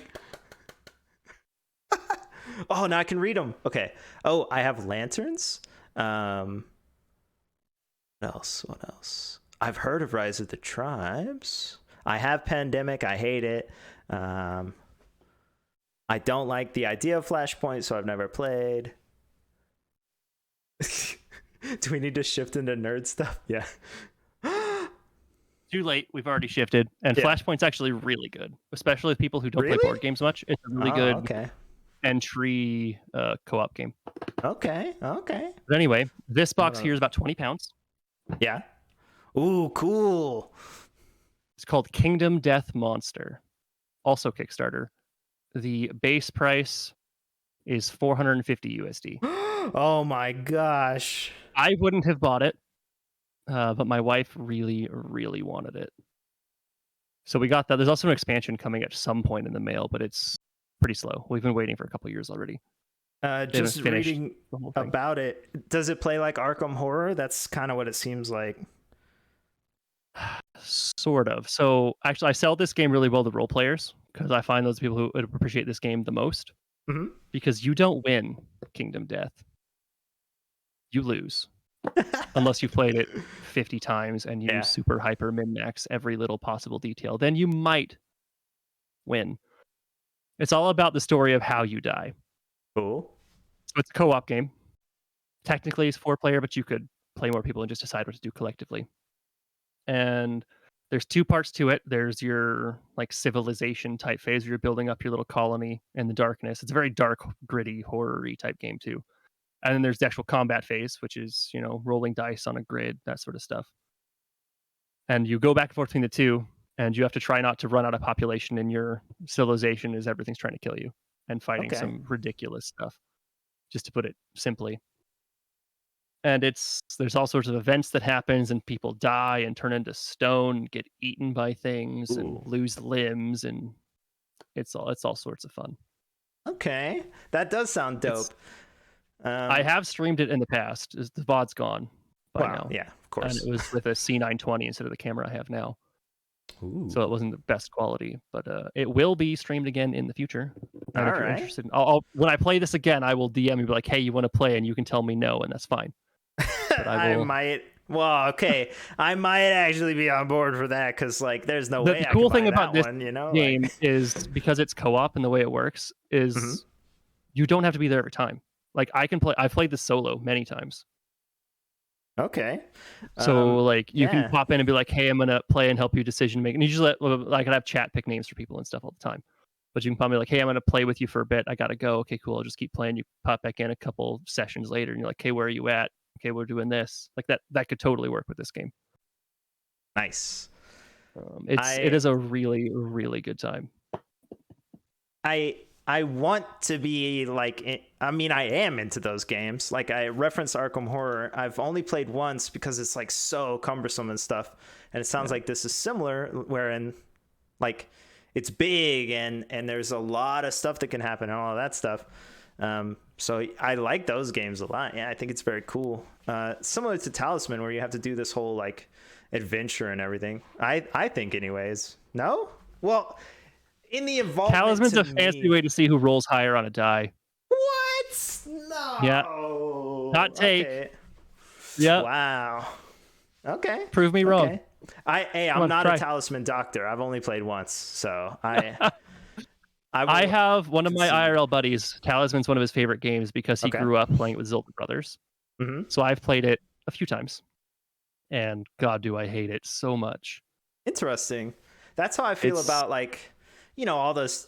I'll say it. All those trash games like Monopoly and Sorry and Trouble and all that stuff. Those aren't games. Like that's not even a game if you actually get down to the mechanics. And I argue with all of these people. They're like, oh, let's play Sorry. And I'm like, oh, let's waste 30 minutes for no reason and then flip a coin. Come on. Yeah, that's exactly how I feel about Talisman. Yeah. Okay. Yeah. Well, I won't reference it anymore. I've heard from the doctor that it's not the best game. The doctor. Yeah, that's you. I know plenty of people who like it.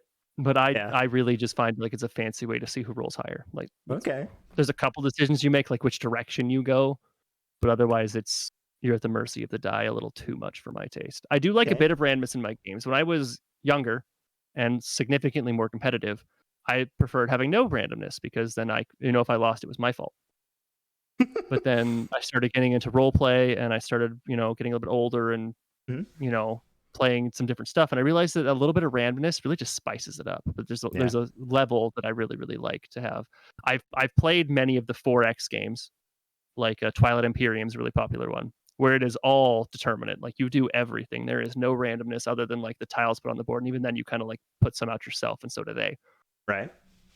And you play it enough times, and everyone just kind of does the same strategy. It's like playing StarCraft. Yeah, which lots of people love, but it's not really my deal either because you have a couple strategies you can do and you get the meta and you just start doing that and it's kind of boring, in my opinion, after doing it a couple times. It's just whoever does it faster. Right. So then you add in these other games where there's a little bit of randomness to it. There is a little bit of dice rolling. There's a little bit going on like Dungeons and Dragons or something where even if you've played it a million times, the guy who just popped up might just roll better a couple times and all of a sudden the whole thing just changes. The whole atmosphere, everything's different. And that's fun. It's it adds some variety, some spice to life, if you will. Yeah. Okay. Dope. The Talisman goes too far. Okay, that's fine. I'm down for that assessment. Maybe I'll move towards claiming that Pathfinder, which I do have one version, is my suggested game or whatever for the hardcore peeps. But I'll have to go take a picture of my games because they're all downstairs. I have a collection pick or two around somewhere. I'll go find at some point. Cool. I would recommend to you and anyone else out there, just while we're on games, a game that I played with some peeps is called Suro. I think it's a great intro game. It's called, or the other name for it is The Way of the Path, and basically all you do is lay down tiles and try to stay on the board. It's very simple. Okay. It's very easy to get, gamers sort of involved in something that isn't Monopoly. And there is strategy and all that stuff. And you could play with 2 people or multiple people or whatever. So I would recommend Suro myself, but, it's whatever. So my wife's family, since we've been come to known as the game people, so we have big family get-together. There's actually a request we bring board games now to a lot of them. So we actually have quite a bit of experience with teaching people who only know Monopoly new games. Yeah. And the one out of our collection that we have run into as being the best there's 2, but our favorite that no one we haven't met a single person who's just like this game yet. I know they're out there because people are people, but we haven't met them yet. You can actually see it back here. Oh. Castles? I can't read it. Called The Castles of Mad King Ludwig. All right, I'm gonna write this one down too. I'm writing them down. This one so I don't have to watch back. Is also very popular. Hardcore people who've never played board games before at all, Everyone has loved this game. It is so good. Sick. All right. The other one's Sushi Go. Yeah, but come on. Okay, well, Sushi Go is a lot of fun, I will say. Yeah, Yeah, I played that one. It's stupid drafting fun. Yeah, It's yeah. Seven Wonders, but simpler and better. Yeah, I don't actually like Seven Wonders, but it is similar, I guess. Yeah, but I like Sushi Go. I'll say that. Yeah. Yeah, it's not a game. If we had a bunch of board game people over, I wouldn't bring out Sushi Go unless it's like the end of the night and we're like, well, maybe we should go home, but maybe not. But I don't really want to use my brain. Sure, let's play Sushi round of Sushi Go. Fine. Well, have you played? I'm sure you have. Spot It. No. Oh snap! So Spot It is a series of cards that only have one image similar. So there's like 16 little images on it, and only one similar. And there's a bunch of different ways to play, but that makes people super competitive because you're trying to spot the difference or whatever, and you're like, okay, the ghost is different, and then you go to the next card as fast as possible. That one's pretty fun. Interesting. Yeah. Okay, I can see that being fun. It's only like this big. It's relatively cheap. You can just put it in your pocket if you wanted to and play anywhere. But that's another one that I wind up telling people like, oh, let's play this just to get started. And then someone will smash someone's fingers and then it's this whole thing. But, until that, it's pretty fun, Yeah, for sure. That's awesome. All right, cool. I took a picture of this one also. Dope. Those are all my questions again, and I could just talk about board games a lot because I like board games. But me too, man. Me too. I will end it and let us go. It is hot in here, and I would like to escape it. So, thank you very, very, very much for being the face of the Navy and the voice of the Navy and all of that stuff. Letting us know. You're welcome. The behind the scenes of the Navy entirely. No. But yeah, chat wasn't even mad. That's dope. They weren't aggressive at all. I know all the people in your chat, so they're smarter than that. Yeah, maybe. Derek is basically the Navy. Derek is the Navy. Yes, absolutely 100% correct. Clip it, ship it. Well, the Navy. Oh God, the Navy is dumb because they only like brigs and they don't like the superior schooners. The Navy only has one cookie cutter design for their ships. What? They always make the same style or whatever, and it's always really dumb, and it's always got the same like aft castle or whatever junk. The Navy has no inspiration for their sigil and their sails and all that stuff. It's all the same boring cross with the red and the blue. Get a new color. That one's true. What else? The Navy.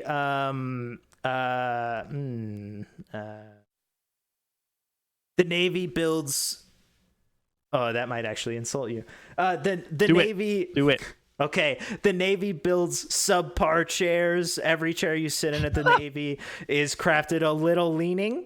I don't know if you've ever checked it out, but for some reason, no one at the Navy can make a good chair. Even the padded ones, you'd think the padding would eliminate some of that lean, but every chair at the Navy is leaning a little bit. You weren't supposed to catch on to that. Oh, man. Yeah, I used to have to come up with like things to complain about all the time, just at random. It's so difficult. I want to clip the Navy brig being uninspired thing and send it to our shipwrights. So bad. Because they pride themselves in the fact that like a lot of the pirate ships can be so uninspired. There's a blank plate on the deck with like a really simplistic helm and then little platforms for cannons. We hate it. Ours are so crazy and elaborate all the time.